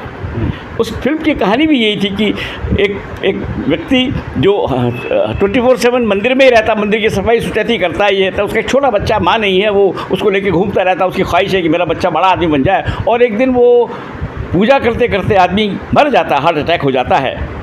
तो बच्चे को ये लगता है कि मेरे को लोग ये कहते हैं ये रे इसके पिताजी को शायद पता नहीं हनुमान जी खा गए या ये ठीक से पूजा नहीं, उसके दिल में गलत धारणा डाल दी और वो जिद पकड़ जाता है कि मेरे पिताजी को भगवान जी ने मारा है, मैं भगवान जी को नहीं छोड़ूंगा, और वो अपनी जिद में अड़ जाता है। और फिर क्या क्या फिल्म में कहानी बनती है। एक दिन हनुमान जी को झुकना पड़ता है एक बच्चे की सच्चाई के ऊपर, वो खुद उतर के आते हैं उसकी जो मन में जो शंका थी कि मैंने तुम्हारे पिताजी को नहीं मारा, वो तो हार्ट फेल से मरे। ये कहानी कहनी, एक संदेश देने ये बहुत पसंद किया। मेरे फिल्म के अंदर पिक्चर चलती थी तो हनुमान जी के नारे लगते थे, बजरंग बली की जय, क्योंकि बच्चों की कहानी थी। तो आप इतनी बड़ी हिट हुई मेरी फिल्म कि मीडिया ने लिखा, प्रिंट मीडिया ने कि बजरंग बली ने बाहुबली को पटका, मतलब ये न्यूज़ थी, प्रिंट मीडिया मेरे पास उसका रिकॉर्ड भी है। मतलब खुशी इतनी थी लोगों के अंदर कि सिद्धबली धाम के ऊपर लिखी है, भगवान जी के ऊपर लिखी है, एक छोटे बच्चे की कहानी है। 5000 बच्चों ने फिल्म देखी सर, सुपर डुपर हिट हुई थी। और छोड़ दीजिए, मुंबई में एक वो है क्या जगह, नाम बोल रहा हूँ, वहाँ हमारी फिल्म लगी थी, 7 शो में से 5 शो हाउसफुल थे, मतलब लोग वहाँ भी पसंद किया। हालांकि फिल्म हिंदी में थी, लेकिन चूँकि परिवेश गढ़वाल का था, उत्तराखंड का, बहुत लोगों ने पसंद किया। तो कहानी अगर अच्छी हो, फिल्म अगर अच्छी हो, उसमें संदेश अच्छा है तो लोग उसको ज़रूर प्यार करते हैं। जब इतना अच्छा आप हिंदी में काम कर रहे थे, फिर आपके मन में क्या आया कि यार आप उत्तराखंड को चला जाए, अपने उत्तराखंड, जो कि बचपन से ही आपके मन में जो उत्तराखंड के प्रति था कि उत्तराखंड में बढ़िया फिल्में बने, बढ़िया काम हो और प्रोफेशनल तौर पर काम करें, तो उसके बाद आपने उत्तराखंड का रुख कर लिया, अपना अच्छा कैरियर छोड़ के जो है आप उत्तराखंड की ओर रुक गए। आखिर क्या कारण था? मुझे 40 साल बाहर हो गए, बहुत बड़ा मकान है जो ख़राब हो रहा था ये करके, तो मैं अपनी वाइफ के साथ घर आया और मैंने सोचा कि चलिए सबसे पहले तो बड़े मकान को जो मेरी पिताजी की ने बनाया था, इतने बड़े पैसे लगा के वो बर्बाद हो रहा, लोग ये ना कहें कि फिल्मी आदमी है, सब घर की कूड़ी पुकड़ी घाम लगा के पिक्चरों में चला गया। तो मैंने सोचा चलो इसको ठीक करते हैं। तो उसको ठीक करने के दौरान फिर मुझे ये लगा कि मैं करूँगा क्या यहाँ पर, क्योंकि मैंने तो जीवन भर फिल्में ही बनाई है और यहाँ फिल्में बनती नहीं है, यहाँ कोई बड़ा कोई ऐसा कुछ है नहीं, मुंबई और चेन्नई जैसा कुछ ऐसा इंस्टीट्यूट है नहीं है। कोटद्वार की बात कर रहा हूँ, कोटद्वार में। तो मेरे दिमाग में ख्याल आया कि सर मैं चलो बच्चों के लिए कुछ करता हूँ। कुछ पैसे कमाए हुए थे, कुल बुला रहे थे, मैंने एक फिल्म इंस्टीट्यूट खोल दिया सर। उसमें करीब 80-90 लाख रुपए लगाए सर, बहुत बड़ा इंस्टीट्यूट खोला और बच्चों को उसमें आमंत्रित किया। इस इंस्टीट्यूट को बनाने के लिए मुझे उस वक्त के जो मुख्यमंत्री थे त्रिवेंद्र सिंह रावत जी ने बड़ा एनकरेज किया, बल्कि उन्होंने कहा भी, पब्लिक प्लेटफॉर्म पर भी कहा कि देखिए, एक व्यक्ति जो पूरी तरह से एस्टैब्लिश था बाहर साउथ इंडिया में, वो सब कुछ छोड़कर अपनी गाड़ी कमाई से एक इंस्टीट्यूट बना रहा है, ये इस बात की सराहना होनी चाहिए। पब्लिक प्लेटफॉर्म पे वो कहते थे। खैर, मैंने वो इंस्टीट्यूट खोला सर, वो इंस्टीट्यूट तो खोल लिया मैंने, और खोलने के बाद जैसे मैं शुरू करने वाला था कोरोना आ गया, और सब 2 साल फिर वो बंद रहा। उस दौरान मैं घर में बड़ा परेशान भी, पूरी दुनिया परेशान थी, मैं भी, लेकिन मैं अपने काम में लगा रहता था, कुछ कहानियाँ लिखना, ये वो सोचता था कि क्या करूँगा, कोरोना तो कभी ना कभी ख़त्म होगा ही होगा। तो वही फोकस था कि मैं इस इंस्टीट्यूट को चलाऊँगा। कोरोना ख़त्म हुआ सर, मैंने 2021 में फिर से इंस्टीट्यूट शुरू किया, और जब बच्चे नहीं आए, क्योंकि हमारे यहाँ वो अवेयरनेस नहीं है, लोग फिल्म के उद्योग को आज भी बकवास समझते हैं। वो ये समझते हैं कि फिल्म का मतलब बिगड़ना, वो नहीं जानते कि ये परफॉर्मिंग आर्ट है, इसमें भी पैसे हैं, इसमें भी इज्जत है, इसमें भी। आप लगाइए कि साउथ इंडिया में सर हीरो को मुख्यमंत्री तक बना देते हैं, तो इसकी पावर कम है क्या? लोग नहीं समझते, हमारे पहाड़ के लोग, हमारे उत्तराखंड के लोग नहीं समझे। मेरे इंस्टीट्यूट में बच्चे पढ़ने नहीं आए सर। एक आदमी तो मेरे पास आके बोला कि सर आप क्या कर रहे हैं यहाँ पर, फिल्म सिखाएंगे आप? अरे क्यों सिखा रहे हैं फिल्म? आप हमारे बच्चे IAS बनेंगे, PCS बनेंगे, डॉक्टर बनेंगे, इंजीनियर बनेंगे, ये क्या सिखा रहे हैं आप? इससे क्या भला हो जाएगा? मुझे बड़ा दुख हुआ सर।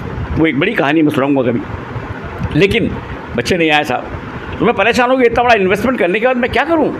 फिर मुझे ख्याल आया कि स्किल इंडिया जो होता है वो बच्चों को इंस्टीट्यूट को पैसा देता है सर। 48 रुपये 50 पैसे मिलते थे वहाँ से पर हेड पर स्टूडेंट। मैंने उसकी परवाह नहीं की, इतने पैसे तो लग ही गए, ये तो वैसे भी बर्बाद होने ही वाला है, चलो बच्चों को फ्री में पढ़ा दे। सर मैंने फ्री में बच्चों को पढ़ाया, 500 बच्चों को 2 साल में पास आउट किया, जिसमें से बहुत सारे बच्चे, मैं नाम याद नहीं है मुझे, जो फिल्मों में भी काम कर रहे हैं। उनको टेक्नोलॉजी से जो मेरे अंदर भड़ास थी, जो मेरे अंदर सीखा हुआ था, मैंने बल्कि मुख्यमंत्री जी से कहा भी, उन्होंने कहा कि भाई मुझे ये बताइए, मैं इसको जानना चाहूँगा कि इतना सब छोड़ने के बाद अब यहाँ पर आके ये क्यों, क्या है आपके मंशा क्या है? तो मैंने उससे कहा कि मैं उस वक्त 70 साल का था, 72 साल का। मैंने सर मैं 72 साल का हूँ, 100 साल लिखवा के नहीं लाया हूँ, और मैंने बहुत कुछ सीखा, मेरे अंदर भरा हुआ है, मैं उसको निकाल के देना चाहता हूँ, और मैं अपने उत्तराखंड के बच्चों को सब सिखाना चाहता हूँ। ये मेरा मकसद। तो बड़े खुश हुए और मैंने वो इंस्टीट्यूट खोला, जिससे कि अच्छी फिल्में बने, अच्छी एल्बम्स बने। उसी के मकसद से आपने जो कोटद्वार में ये इंस्टीट्यूट खोला? जी बिल्कुल, ये इंस्टीट्यूट खोला सर। और ये इंस्टीट्यूट में मैंने सोचा कि मैं बच्चों को इतना मजबूत कर दूँ इस इंडस्ट्री में काम करने के लिए, चाहे वो मेरे उस इंस्टीट्यूट में photography, direction, story writing, editing, cinematography सब सिखाया जाता है, सब सिखा, जो भी मैंने सीखा मेरे पास फैकल्टीज थे सबकी, कि उत्तराखंड से भी एक शाहरुख खान बने, दिलीप कुमार बने, राजेश खन्ना बने, क्यों नहीं बन सकता सर? लेकिन प्रॉपर ट्रेनिंग देंगे तभी तो। अगर प्रॉपर ट्रेनिंग नहीं देंगे तो बेचारा न कुछ, वो फिर कहीं का नहीं रह जाए। सर कोरोना के बाद जो है लगातार फिल्मों का ज़माना फिर से शुरू हुआ। कई फिल्में उस टाइम पे आने लग गई, जैसे थोकदार हो गई, चाहे आप मेरो गाँव आई, राकेश गौड़ जी आ गए, देबू रावत हो गए, ब्रिज रावत जी आ गए, राजेंद्र नेगी राजू आ गया, साथ ही जो है उस टाइम आंसू भाई भी आ गए, अशोक चौहान, कई डायरेक्टर जो है मैदान में उतर गए थे और उनकी कई फिल्में भी आ रही थी। तो आपको लगा कि अब फिल्म फिर वापस आ रही है, धीरे धीरे फिल्मों का ज़माना फिर वापस हो रहा है? रिपोर्टर्स भी आते थे, चैनल्स वाले आते थे कि भाई कैसा चल रहा है इंस्टीट्यूट, ये वो सब पूछते थे, बच्चों को क्या पढ़ा रहे हैं, ये सब चलता था। क्रेजी तो होता ही था और आना भी चाहिए। लेकिन उसी दौरान कुछ पत्रकार मित्र भी थे और कुछ नए भी थे, वो मुझसे एक ही बात पूछते थे, और सबको पता है, दुनिया को पता है कि मैं जगवाल फिल्म से जुड़ा हुआ हूँ, चाहे मैं किसी भी कैपेसिटी में था, लेकिन जगवाल से मेरी शुरुआत हुई।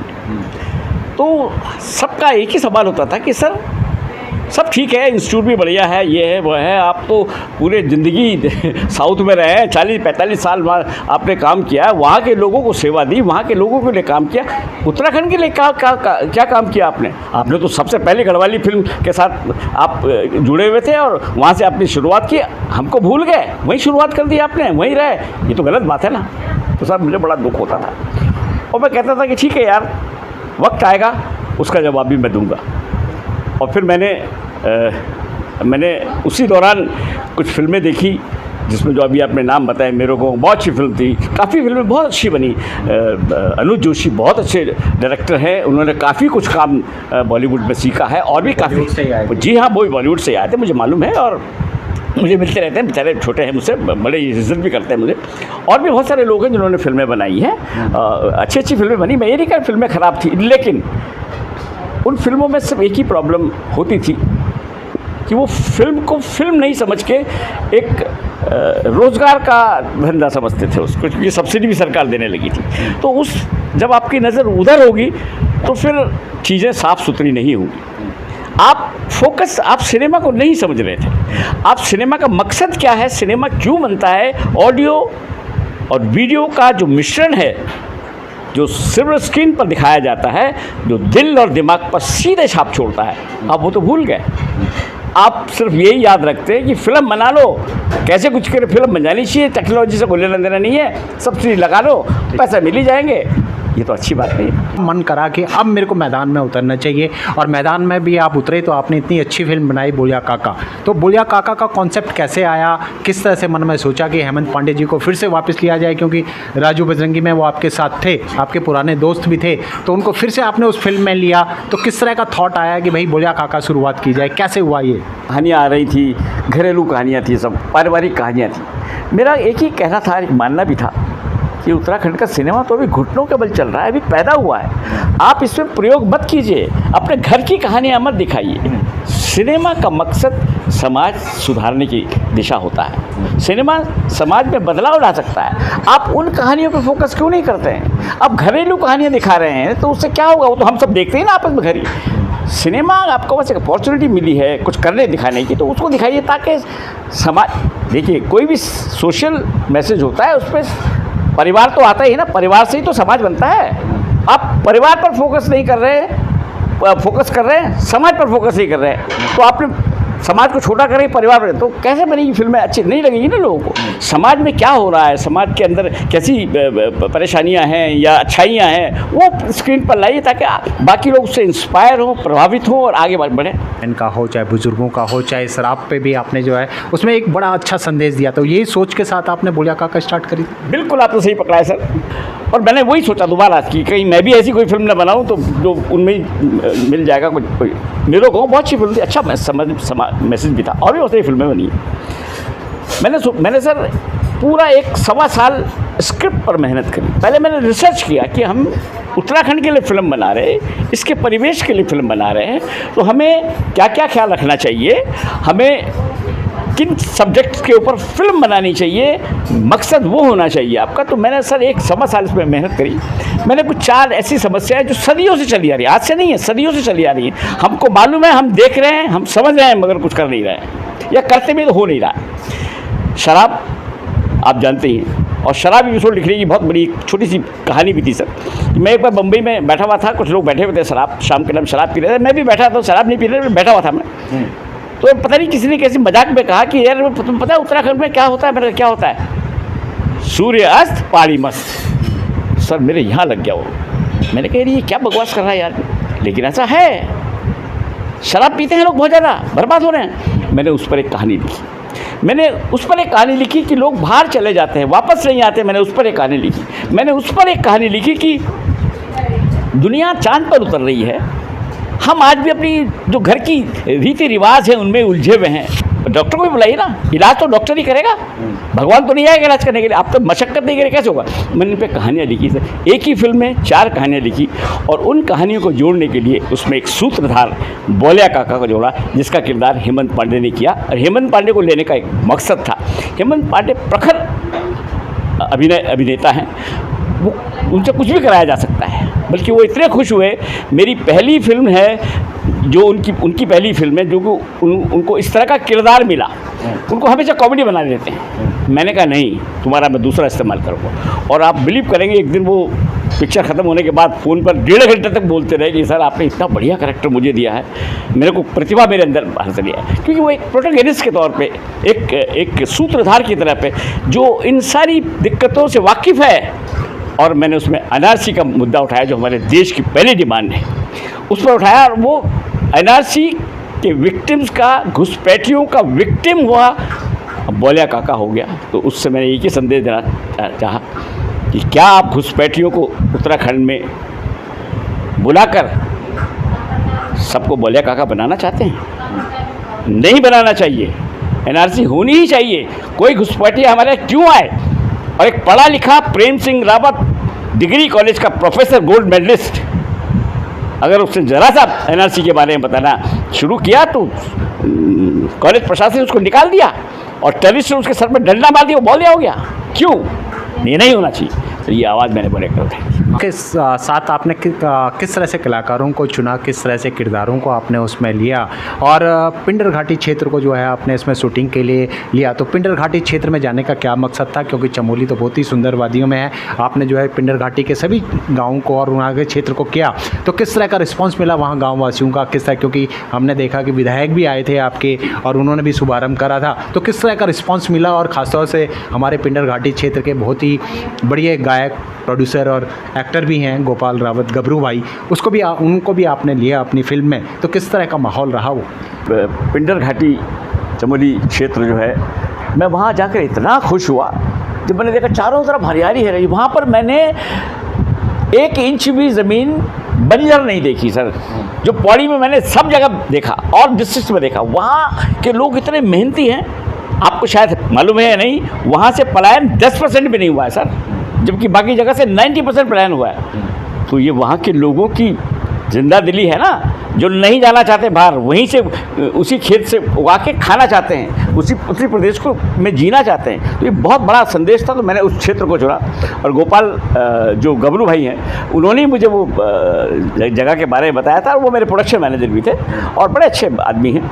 उन्होंने मुझे वो दिखाया। जब मैं वहाँ जाके शूटिंग करने के लिए गया तो मुझे बहुत अच्छा लगा, और मैं बिलीव नहीं करेंगे सर कि वहाँ के लोग इतने खुश मिजाज, इतने बढ़िया है कि मैंने जिसका भी कहा कि मुझे इस घर में शूटिंग करें, आइए सर आइए शूटिंग कीजिए। मैंने कहा कि मुझे 10 आदमी चाहिए, आइए हम आएंगे ना सर। खूब सर, मैंने वहाँ पर कम से कम 50-60 लोगों को स्क्रीन पर बुलाया सर, सब ने मेरे साथ कोऑपरेट किया। मैंने क्राउड से बुलाकर 20-25 एक्टर्स बनाए सर वहाँ पर, क्योंकि मैं एक इंस्टीट्यूट चलाता हूँ, मैं गुरु हूँ, मैं टीचर हूँ, तो मेरी हमेशा निगाह रहती है कि किसी के अंदर ही लालसा है क्या।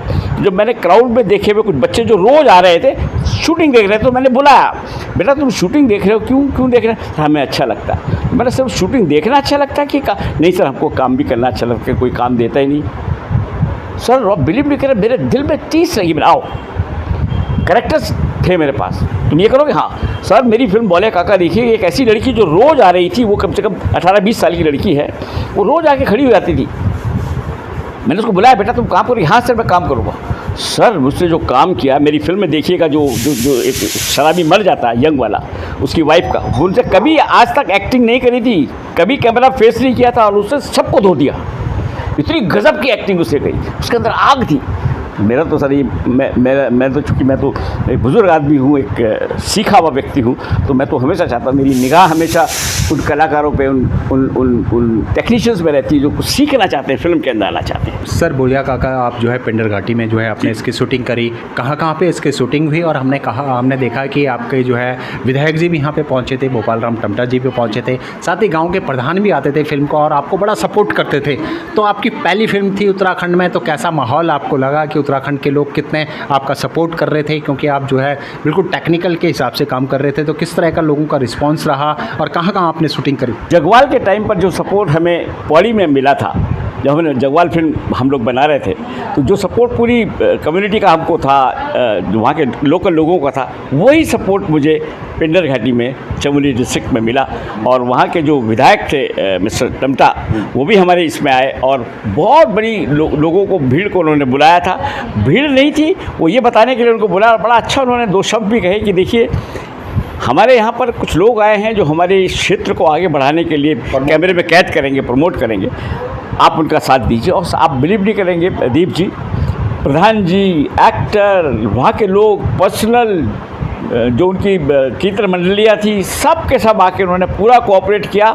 मेरी फिल्म में एक बस का सीन था जिसमें सारे दिन वो बस में बैठे रहती थी, यात्रा की बस थी, वो वैसे ही सज के बैठी रहती थी। हम उनको खाना चाय पीना सब करवाते थे, लेकिन उनका पेशेंस, हमारी पूरा सपोर्ट आखिरी दिन तक उन्होंने सपोर्ट किया। जिस दिन हमारे सबने हमको बाय बाय किया, बड़ा अच्छा लगा। और मैं इतना खुश हुआ कि मैं दोबारा से ज़िंदा होता ना एक आदमी, अब मैं रिचार्ज हो गया। मैंने कहा अब तो मैं खूब सारी फिल्में बनाऊंगा, और मैंने वो फिल्म उस दिन ख़त्म की वहाँ पर। बहुत अच्छा लगा। पिंडर घाटी इतनी खूबसूरत घाटी है, ग्वालदम बगल में है, थराली, लोल्टी, सब जगह शूटिंग करी।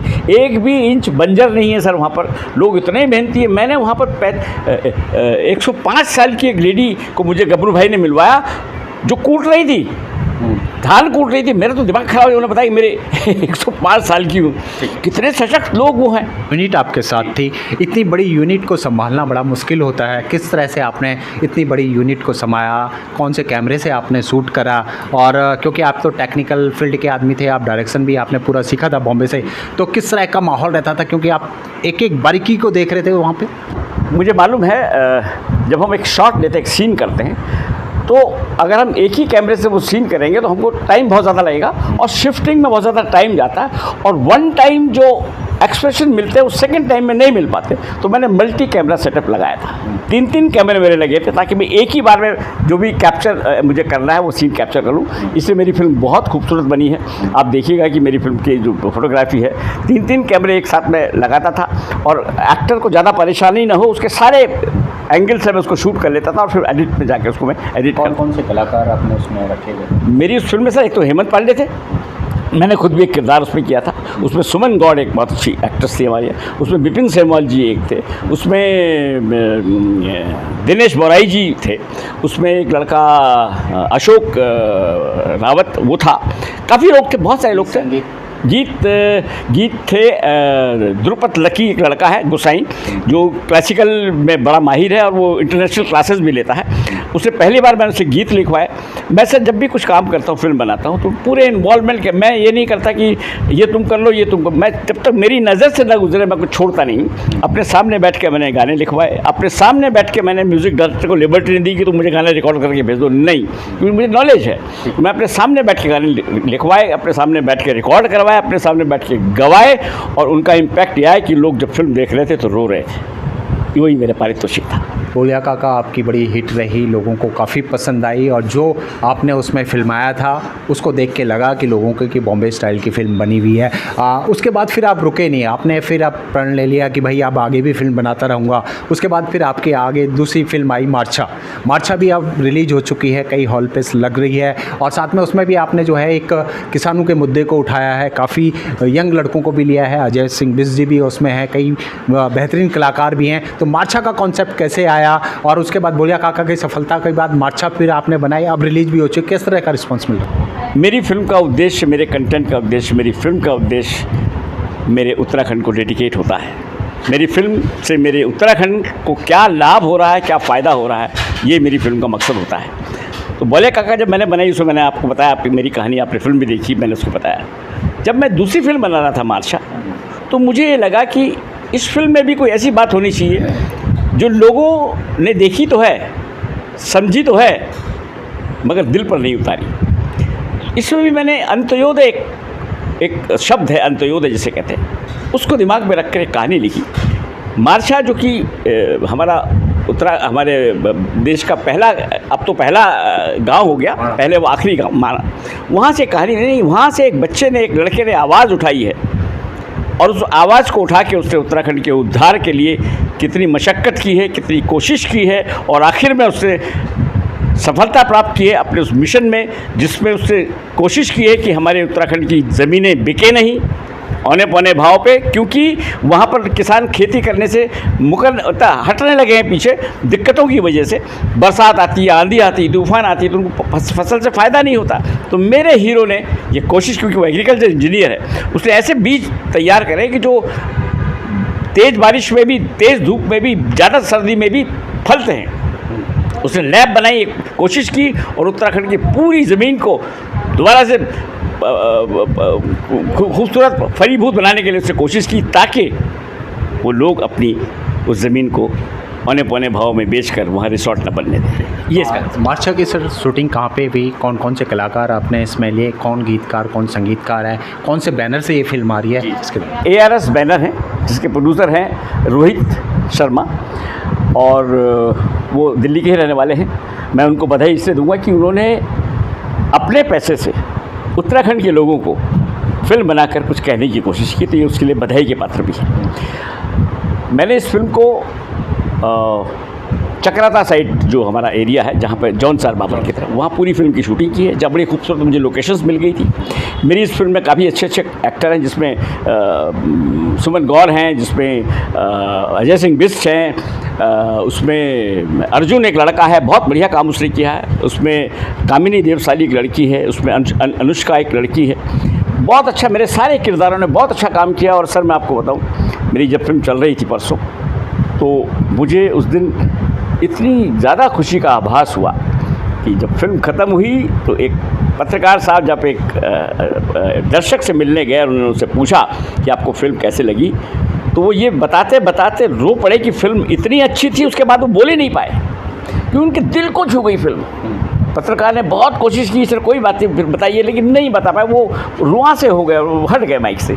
उनके दिल को छू गई क्योंकि मैंने वो बात कही है, मैंने उनके दिल की बात कहने की कोशिश की जो छू गई। उनको लगा, उनको एक शब्द याद थे जो उन्होंने रिकॉर्ड किया कि ऐसी फिल्म मैंने कभी नहीं देखी। बस वो मेरा पारितोषिक। तरह का रिस्पांस जनता से मिल रहा है, क्योंकि आपकी ये दूसरी फिल्म है, तो दूसरी फिल्म में किस तरह का रिस्पांस मिल रहा है और क्या लगता है कि जिन उम्मीदों पे आप आगे चल रहे थे वो उम्मीदें कहीं ना कहीं पूरी होती नज़र आ रही है? अच्छे एक्टर भी मिल सकते हैं, अच्छे कैमरामैन मिल सकते हैं, अच्छे लोग मिल सकते हैं बनाने वाले, मगर अगर देखने वाले ही नहीं होंगे तो फिल्म कैसे चलेगी? वो दुख मुझे है और वो तब तक रहेगा जब तक मेरे उत्तराखंड के दर्शक थिएटर्स में भीड़ लगाकर फिल्म नहीं देखने जाए। मुझे याद है सर, मैं तो साउथ में रहा हूँ, मैं महाराष्ट्र में रहा हूँ, मैंने वहाँ फिल्मों की दशा दिशा सब देखी है। लोग इस कदर पागल होते हैं फिल्म देखने के लिए, अपने कल्चर को देखने के लिए। क्या हमारे यहाँ के दर्शक ये नहीं कर सकते? अरे भाई, उनको ये समझना चाहिए कि सिनेमा सिर्फ पैसे कमाने का ही जरिया नहीं है, उस पर समाज सुधार की बात होती है, उसमें वो बातें होती हैं जो आपके दिल को छूती हैं। तो आपको वो 200-300 रुपये लगाने में क्या प्रॉब्लम है? मेरी समझ में नहीं आता क्यों नहीं आप ऐसा करते हैं। और मैंने तो यहाँ से भी सुना है कि सर वो कुछ लोग वो सबके टिकट खरीद लेते हैं और वो नेताजी जाके सबको मान देते हैं। तो ये बड़ा गलत ट्रेंड है जो मैं नहीं चाहता, ये नहीं होना चाहिए। एक कार्यक्रम होता है, लाखों की संख्या में वहाँ उत्तराखंडी समाज आता है, नाचता गाता है, लेकिन हॉल तक नहीं पहुँच रहा। तो कहाँ कमी लग रही है आपको? क्योंकि आखिर हॉल तक भी पहुँचना चाहिए। जब वो इतने पसंद करते हैं गाने, स्टेज प्रोग्राम पसंद करते हैं, तो हॉल में क्यों नहीं आते? और क्या लगता है फिल्मों की और अभी भी वो रुझान लोगों का नज़र नहीं आ रहा? फिल्म इंस्टीट्यूट जब मैंने बनाया था तो वहाँ पर मेरे स्टूडेंट के जो माता पिता थे वो मेरे पास झगड़ने एक दिन आ गए कि सर आप क्या सिखा रहे हैं ये फिल्म। तो ये मानसिकता अगर हमारे उत्तराखंड के लोगों के अंदर होगी सिनेमा के प्रति, एक ऐसा प्रोफेशन जो वर्ल्ड वाइड बहुत बड़ा प्रोफेशन माना जाता है, उस पर उसको हे दृष्टि से क्यों देखते हैं? सिनेमा को एक ऐसा वो तो दर्पण है, समाज का दर्पण है, तो हम समाज के बारे में ही बात करते हैं। तो उसके लिए अगर थोड़ा सा खर्चा हम करके अगर देखें तो क्या बुराई है? और एक देखिए, एक फिल्म बनती है, 50-60 लोग 25-30 दिन तक काम करते हैं, उनको व्यवसाय नहीं मिलता, पैसा नहीं मिलता, रोजगार नहीं मिलता। तो जब ये सब होता है तो फिर उससे एक 200-300 रुपये खर्च करने में क्या प्रॉब्लम होती है? तभी तो जुड़ना चाहिए, ये कर्तव्य भी होना चाहिए। पंजाबी फिल्में आती हैं तो भीड़ लग जाती है, भोजपुरी फिल्में आती तो भीड़ लग जाती है, गढ़वाली फिल्में आती हैं, उत्तराखंडी फिल्में आती है तो 15-20 लोग बैठे होते हैं। इतना दुख होता है कि कभी कभी तो लगता है कि क्या मैं फिल्म बनाऊं? ये प्रश्नवाचक चिन्ह। लेकिन उम्मीद आपको कि मेरी उम्मीद ये है, क्योंकि मैंने कभी ज़िंदगी में हारना नहीं सीखा। मैं अपनी बोलिया काका, मार्शा और आगे आने वाली मेरी फिल्म कनाली की तरह फिल्में बनाता रहूँगा। किसी दिन तो लोगों को लगेगा कि फिल्में देखनी चाहिए।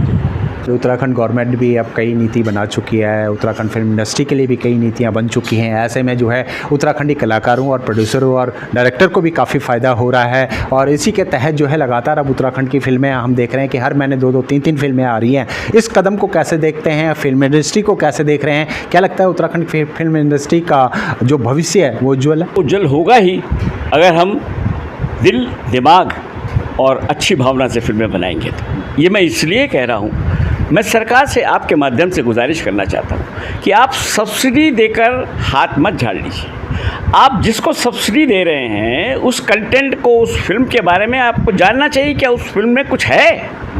आप उसी को ही सब्सिडी दीजिए। या यूँ ही सब्सिडी देकर लोग सब्सिडी के नाम पर पैसा कमाना शुरू कर दें और फिल्में अच्छे नहीं बने। तो सरकार का कर्तव्य ये भी है, एक ऐसी समिति का गठन होना चाहिए जहाँ पर बहुत अच्छे लोग हों, जिनको एक्सपीरियंस हो, अनुभवी लोग हैं, जो कंटेंट को पहले चेक करें कि ये मैं फिल्म बनाने जा रहा हूँ। कोई प्रोड्यूसर आएगा, मैं ये फिल्म पहले चेक होगा उसका, ये फिल्म अच्छी है, कंटेंट है, अपने समाज के लिए अच्छी, उसको ग्रीन सिग्नल दीजिए, उसको बनने दीजिए और बनने के बाद फिर चेक कीजिए कि ये फिल्म इस काबिल है कि उसको सब्सिडी दी जाए। अगर नहीं है तो नहीं दी जानी चाहिए, अगर है तो दी जानी चाहिए। तभी ये सुधार आएगा। और मैं बता रहा हूँ आपसे, मुझे ऐसा सुनने में भी आया कि बहुत सारे लोगों को ये कहते हैं, सर क्या देखने जाना सर, वो कोई अच्छी फिल्म होती है वो क्या। यानी अगर ख़राब फिल्में बनेगी तो दर्शक भी दूर चला जाएगा, क्योंकि उसे पता है अभी ख़राब फिल्म देखी, ये दूसरी वाली अगर अच्छी, उसको क्या पता, वो कहेगा ये भी ख़राब ही होगी, क्यों 300 रुपये खर्च करूँ। तो इस पर थोड़े से लगाम लाने के लिए सरकार को, या किसी को भी, आई डोंट नो कौन करेगा, एक उसको बंधन होना चाहिए कि भाई ये कंटेंट ही शूट होगा और ये कंटेंट ही एग्जीक्यूट होगा एज ए फिल्म, तभी इसको सब्सिडी मिलेगी, वरना नहीं मिलेगी। मैं बात बता रहा हूँ, सब छन के बाहर आ जाएंगे। अगर जो टैलेंटेड होंगे उनकी फिल्म बनेगी, उनको सब्सिडी मिलेगी, वो प्रोत्साहन मिलेगा। जो यूँ ही आ रहे हैं उनको अलग हटा दिया जाएगा, और ये होना चाहिए। और साथ ही जिस तरह से नए कलाकार आ रहे हैं, नया टैलेंट आ रहा है, युवा पीढ़ी आ रही है फिल्म इंडस्ट्री से जुड़ी। आज हमने देखा कि उत्तराखंड में बड़ा क्रेज है फिल्मों को लेके, गानों को लेकर, हर बंदा जो है हीरो हीरोइन बनना चाहता है। तो इस पहल को कैसे देखते हैं? और उसमें बहुत सारे कलाकार, बहुत सारे जो बच्चे सोचते होंगे हमें कभी फिल्म में काम करना होगा, और वो बॉलीवुड नहीं जा पा रहे, टॉलीवुड नहीं जा पा रहे, अपने घर में ही जब फिल्में बन रही है तो वो ललायत है काम करने के लिए। उनके उस जोश को बरकरार रखने के लिए हमें उस नींव को मजबूत करना होगा जिस पर मकान बनता है। अच्छे टेक्नीशियंस, अच्छे कंटेंट, अच्छा स्टोरी टेलिंग, अच्छे डायरेक्टर, अच्छा फिल्म मेकर होना चाहिए, तभी हमारी इस फिल्म, उत्तराखंडी फिल्म इंडस्ट्री का उद्धार होगा। वरना फिर ये धीरे धीरे अगर यूं ही लोग आके कुछ भी कुछ करके चले जाएंगे तो दर्शकों का दिमाग फिल्मों से हट जाएगा। वो अपने 300 रुपये, 200 रुपये, 100 रुपये भी खर्च करना पसंद नहीं करेंगे, 50 रुपये भी खर्च करना पसंद नहीं करेंगे। क्यों? उनको हक है। अगर वो 300 रुपये खर्च करें तो उनको कुछ मिलना चाहिए ना, वहाँ जाके उनका मनोरंजन होना चाहिए। उत्तराखंड के लिए आप काम करेंगे, और उत्तराखंड के लिए जो है, उत्तराखंड की फिल्म इंडस्ट्री को आगे बढ़ाने में आप अपना अहम योगदान देंगे, और इसी तरह सामाजिक मुद्दों पे, समाज के हर मुद्दों पे आप इसी तरह जो है फिल्म बनाते रहेंगे और एक संदेश भी देते रहेंगे। जी, हमेशा सर, बिल्कुल यही मेरा मकसद यही है। मैंने जो साउथ से लौटने के बाद जब उत्तराखंडी सिनेमा बनाने की बात सोची तो मेरा मकसद सिर्फ एक ही है, मेरी फिल्मों से मेरे उत्तराखंड प्रदेश को क्या फ़ायदा हो रहा है, मेरे उत्तराखंड समाज को क्या फ़ायदा हो रहा है, मेरी बोली भाषा, मेरे संस्कृति को मेरे इस प्रोजेक्ट, मेरे इस फिल्म के ज़रिए क्या लाभ हो रहा है, मैं तभी फिल्म बनाऊंगा, वरना मैं फिल्म नहीं बनाऊंगा। और ये एक फिल्म मेकर का कर्तव्य भी होता है और होना ही चाहिए, ये मेरा मकसद होता है। सर, आपकी बोलिया काका लोगों को पसंद आई, उसके बाद अब मार्चा भी जो है सिनेमाघरों में लग चुकी है, वो भी लोगों को पसंद आ रही है। अब आगे जो है आपकी एक कंडाली फिल्म भी आ रही है, आपने बहुत ही महिलाओं के प्रति वो फिल्म बनाई है, उसका भी आपने पोस्टर दिल्ली में लॉन्च कर दिया है। यानी हम कह सकते हैं कि कंडाली जो है आपकी तीसरी फिल्म है। आप कौन कौन से प्रोजेक्ट और आगे आ रहे हैं, और कंडाली के बारे में क्या कहेंगे? कंडाली भी मेरी अपने उत्तराखंड को डेडिकेटेड है, जैसे कि आप उसके नाम से जान सकते हैं। कंडाली हमारे उत्तराखंड का एक ऐसा पौधा है जिसको सदियों से लोग जानते हैं। मैंने इसमें कंडाली फिल्म के अंदर महिलाओं को सशक्तिकरण की बात करी है। मैंने इस प्लांट को अपनी उन सशक्त महिलाओं से जोड़ा है जो उत्तराखंड की होती हैं, जो बाघ से लड़ जाती हैं, जो शेर से लड़ जाती हैं, जो घास पेड़ पर चढ़ जाती हैं, उतर जाती हैं, दौड़ती हैं, भागती हैं, इतनी मजबूत होती हैं। लेकिन अगर कोई इनके साथ दुर्व्यवहार करेगा तो फिर वो कंडाली भी है। मैंने उसका पर्सोनिफिकेशन किया as a hard women of Uttarakhand, और ये बात कहने की कोशिश की है। तो मेरी इस फिल्म की कहानी के अंदर महिला सशक्तिकरण की बात है कि एक महिला कुछ भी कर सकती है, एक महिला जो इतना मेहनतकश होती है, और वही महिला अजीत डोभाल जैसे, बिपिन रावत जैसे शख्सियत को भी जन्म देती है। तो उसकी इज़्ज़त आपको करनी चाहिए, और वो कहीं से अक्षम नहीं है, वो सक्षम है, वो कुछ भी कर सकती है। और मेरी इस कहानी का सार भी यही कि एक छोटी सी बच्ची गरीब परिवार से किस तरह से अपनी ज़िंदगी से जूझती हुई IPS ऑफिसर बनती है, और समाज से उस क्राइम को ख़त्म करती है, और अपने उत्तराखंड में पर्यावरण को बचाने के लिए एक ऐसी सोच लाती है कि पेड़ काटने वाला खुद पेड़ से प्यार करने लगता है। ये मेरी इस कहानी का सार है। काफ़ी लोगों ने पसंद भी करी है। साथ ही इसमें आपने जो उत्तराखंड के युवा कलाकार प्रशांत को भी लिया है। प्रशांत कई एल्बमों में सुपरहिट एल्बम दे चुका है। कितनी उम्मीद आपको कि ये भी दर्शकों को पसंद आएगी और कब तक सिनेमाघरों में देखने को मिलेगी? अक्टूबर के महीने में रिलीज़ कर देंगे इसको। और इस फिल्म में बहुत मशक्क़त की गई है, मैंने इसके हर एंगल को बहुत सावधानी से एग्जीक्यूट करने की कोशिश की है, जो क्योंकि बड़ी एक ऐसी कहानी है जो जो जो हर एक के दिल को छूनी चाहिए। और मेरे सारे कलाकारों ने इसमें जो कंट्रीब्यूट किया अपने टैलेंट को, घना भाई का लड़का, घना भाई मेरा बचपन का दोस्त था जो नहीं है बेचारा, उससे जाने से कुछ दिनों पहले मुझसे कहा था, शिवनारायण भाई तुम फिल्में बनाते हो यार, कभी मेरे बच्चे के लिए भी कुछ सोचो। वो बात मुझे याद थी और जब मैं ये फिल्म बना रहा तो मैंने प्रशांत को बुलाया। प्रशांत में दोस्ती का फ़र्ज़ निभाया, बिल्कुल दोस्ती का फ़र्ज़ निभाया। और जब मैंने उसको देखा, बाप रे बाप, गज़ब का एक्टर है, गज़ब का एक्सप्रेशन है, गज़ब का डांसर है, मैं बड़ा खुश हुआ। और मैंने कहा घना भाई थैंक यू यार, आपने प्रशांत को पैदा किया मेरी फिल्म के लिए, बहुत अच्छा, बहुत बढ़िया काम किया। प्रशांत बहुत बढ़िया लड़का है, बहुत होशियार है। और जो लड़की है वो भी मिस उत्तराखंड रह चुकी है, स्मृति रावत, बहुत अच्छा, सबने अच्छा काम किया, फिल्म बहुत अच्छी बनी। और कौन कौन से और आगे पे काम चल रहा है? सर मेरी एक और आगे वाली 2 फिल्में हैं। एक तो है अतिथि देवो भव, जो गढ़वाली फिल्म है। और मैंने सर इस फिल्म में वो बात कहने की कोशिश की कि ये जब फिल्म रिलीज़ होगी तो उत्तराखंड के लोग उत्तराखंड से प्यार करने लगेंगे, खुद से प्यार करने लगेंगे और बाहर के लोग उत्तराखंड को प्यार करने लगे। इस फिल्म की सोल कहानी यही है कि हम उत्तराखंड जो संपदाओं से भरा हुआ है, पानी, पेड़ पौधे, मंदिर, हमारे प्रयाग, क्या क्या नहीं है हमारे यहाँ, हम उसको कभी हाईलाइट नहीं करते, बहुत कम हाईलाइट करते हैं। तो मेरी इस फिल्म के द्वारा एक कहानी हमने बनाई है कि उत्तराखंड के लोग खुद से प्यार करने लगेंगे और बाहर के लोग उत्तराखंड को प्यार करने लगे। अतिथि देवो भव जो हमारे उत्तराखंड का मूल मंत्र है, ये हिंदुस्तान का, भारतवर्ष का मूल मंत्र तो बाद में बना है, पहले उत्तराखंड का मूल मंत्र है। क्योंकि हमारे यहाँ ही सारे युगों के जो हीरो थे, चाहे वो लक्ष्मण, कृष्ण, राम, शिव, खुद सतयुग के सब जाके उत्तराखंड में ही बसे थे, केदारखंड में जाके बसे थे। इसीलिए हमारे उत्तराखंड में ही अतिथि देवो भव। मेरी फिल्म आ रही है पाखुड़ी, मोनाल पक्षी जो हमारे प्रदेश का है। मोनाल पक्षी उत्तराखंड के पर्यावरण को बचाने के लिए किस तरह से काम करता है, उसमें मैंने कहानी की कोशिश की है। क्योंकि मोनाल को हमारे यहाँ पाखुड़ी कहते हैं। पाखुड़ी हमारे पेड़ पौधों और प्रकृति को बचाने के लिए, पर्यावरण को बचाने के लिए कैसे कंट्रीब्यूट करती है आर्मी के द्वारा। एक आर्मी है हमारे यहाँ जिसका नाम है बटालियन 127, जिसने एक दिन में 1 लाख पेड़ लगाए थे।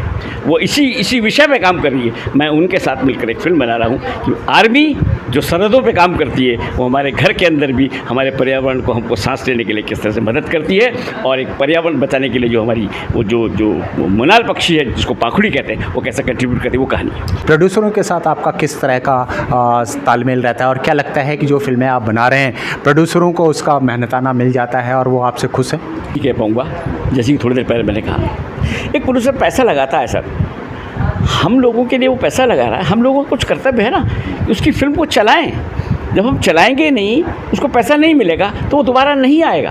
आपका पूरा सपोर्ट रहता है? मेरा सपोर्ट तो रहता ही है सर, और मेरा सपोर्ट तो ये भी रहता है कि मैं लोगों से कहता हूँ पिक्चर देखने के लिए चलो, इस आदमी ने पैसे लगाए भाई, आपकी खुशी के लिए, आपके मनोरंजन के लिए ये आदमी ने पैसा लगाया, कि आपका फ़र्ज़ नहीं कि इसको बाहर निकालें, इसके पैसे वापस मिलें।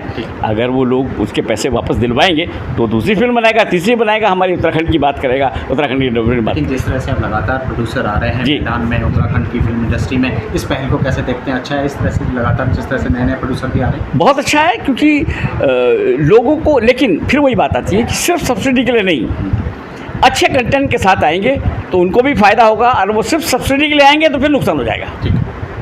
अभी हमारे साथ जो है शिवनारायण रावत जी की जो है धर्मपत्नी भी जो है साथ में खड़ी है, लगातार कंधे से कंधा मिलाकर वो इनका साथ देती है। हर फिल्म में जो है वो पूरा सपोर्ट, अपना सहयोग इनको देती है और इतना अच्छे कैरियर को बॉम्बे और मद्रास की फिल्मों में लगातार बॉलीवुड में काम कर रहे थे और अब उत्तराखंड में आए, तो उसमें क्या इनका योगदान रहता है, किस तरह से वो इनके सफ़र को देखती हैं और क्या इनकी सोच है, आइए उनसे जानते हैं। मैम, अब रावत जी जो है लगातार उत्तराखंड के लिए समर्पित हो गए हैं, आपका भी उनके साथ कंधे से कंधा मिला के साथ रहता है, किस तरह से देखते हैं, क्योंकि इतना अच्छा सफ़र छोड़ के आए हैं ये उत्तराखंड? सफल रहे यहाँ के अपने उत्तराखंड में आके लोगों ने कहा गढ़वाली पिक्चर बनाओ, आपने वहाँ बहुत ही योगदान दे दिया है, यहाँ के लिए भी कुछ करो। लेकिन हमने यहाँ पर 2-3 पिक्चरें बनाई है, बोले काका मार्चा हैं, उससे पहले भी ये राजू बजरंगी बनाई थी। लेकिन ये उत्तराखंड के लोग पिक्चर देखने आते ही नहीं हैं। तो वही है कि समस्या ये है कि उत्तराखंड के लोगों को पिक्चर देखनी चाहिए। अगर फ्री में मिलता है तो ये फटाफट आ जाते हैं, फ्री में नहीं मिलता तो वो हॉल खाली रहता है। लेकिन आपका पूरा सहयोग इनके साथ मिलता है, कंधे से कंधा मिला के आप इनका साथ दे रही हैं। और कैसा अच्छा लगता है आपको उत्तराखंड के प्रति जिस तरह से फिल्में बना रहे हैं? मुझे तो संस्कृति से जुड़ के मुझे बहुत अच्छा लगता है, और मुझे गढ़वाली पिक्चर बहुत अच्छी लगती है। वहाँ के लोग बहुत अच्छे लगते हैं, वहाँ का दृश्य, हरियाली इतनी अच्छी है वहाँ का, बहुत ही सुंदर लगता है जो।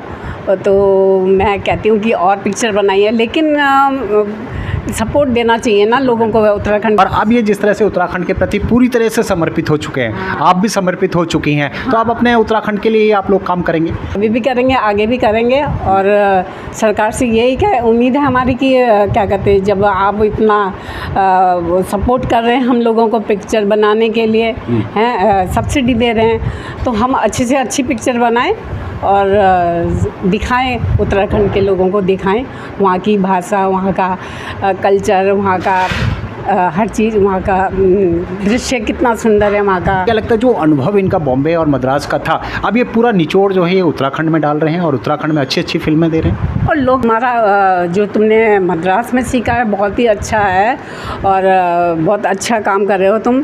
इतना किसी भी डायरेक्टर ने नहीं करा जितना आप इतना सुंदर वो करते हो, पिक्चर बनाने में इतना सहयोग देते हो। तो मैं कहती हूँ कि हाँ, मैं कंधे से कंधा मिला के उनके पूरा परिवार का साथ है इनके साथ, अब इनको पूरी छूट है अपने उत्तराखंड के लिए और आप लोग पूरा उनका साथ दे रहे हैं। जी जी जी, बिल्कुल जाइए, देखिए पिक्चर देखिए, और ये मत करिए कि हम फ्री में देखें। यार फ्री में देखेगा तो कौन बनाएगा भाई पिक्चर, उनका भी तो पैसा लग रहा है ना।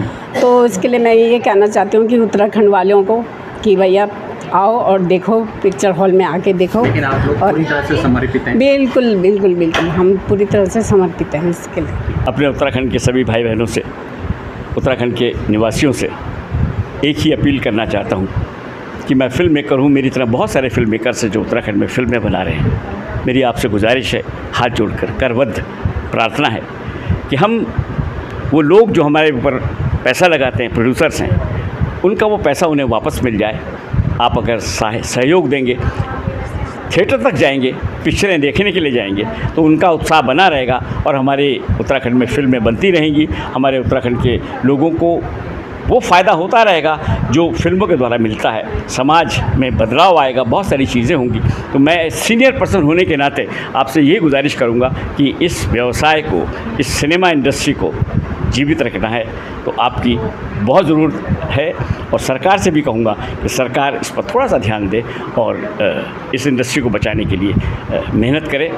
हम लोग तो मेहनत करते ही हैं, हम मेरे जैसे बहुत सारे डायरेक्टर्स हैं, प्रोड्यूसर्स हैं जो फिल्में लगातार बना रहे हैं। बहुत सारे प्रोड्यूसर बेचारे बाहर से आके बना रहे हैं और वो इस बात को मेहनत कर रहे हैं। धन्यवाद। तो ये थे शिव नारायण रावत जी, जिनको लोग प्यार से सिब्बू भी बोलते हैं। आज हमने उनके जीवन सफ़र से आपको रूबरू कराया। उम्मीद करते हैं कि इनके जीवन सफ़र से ज़रूर जो युवा पीढ़ी है और नए जो कलाकार हैं उनको सीखने को ज़रूर मिलेगा, क्योंकि जिस प्रकार से ये लगातार फिल्में बना रहे हैं, चाहे बोलिया काका हो, चाहे मार्चा हो, अब कंडाली आ रही है और लगातार पाइपलाइन पे इनकी फिल्में चल रही हैं, दर्शकों को पसंद आ रही है। और जिस टेक्निक का ये यूज करते हैं डायरेक्शन में, उम्मीद करते हैं कि आने वाले समय में जो है, भविष्य में जो युवा पीढ़ी आ रही है वो इनके कार्यों को देखेगी और उस पर अमल करते हुए, और साथ ही जिस प्रकार से इनका इंस्टीट्यूट भी, अगर किसी को सीखना हो डायरेक्शंस या टेक्निकल डिपार्टमेंट से कुछ भी सीखना हो, तो शिव नारायण रावत जी जो है उनके लिए पूरी तरह से तैयार हैं अपनी सेवा। और अब ये पूरी तरह से उत्तराखंड के प्रति समर्पित है, अपनी सेवाएं जो है वो उत्तराखंड के लिए दे रहे हैं, उत्तराखंड फिल्म इंडस्ट्री के लिए दे रहे हैं। और इनका कहना है कि उत्तराखंड फिल्म इंडस्ट्री को वो नंबर 1 इंडस्ट्री बनाएंगे और आने वाले भविष्य में जो है उत्तराखंड फिल्म इंडस्ट्री का भविष्य जो है उज्ज्वल है। फिलहाल आज हमारा कार्यक्रम यहीं समाप्त होता है। मेरे सहयोगी मनोज और दीप सिलोड़ी को दीजिए इजाज़त। अगले कार्यक्रम में फिर हम किसी उत्तराखंडी ऐसी शख्सियत से आपकी मुलाकात कराएंगे।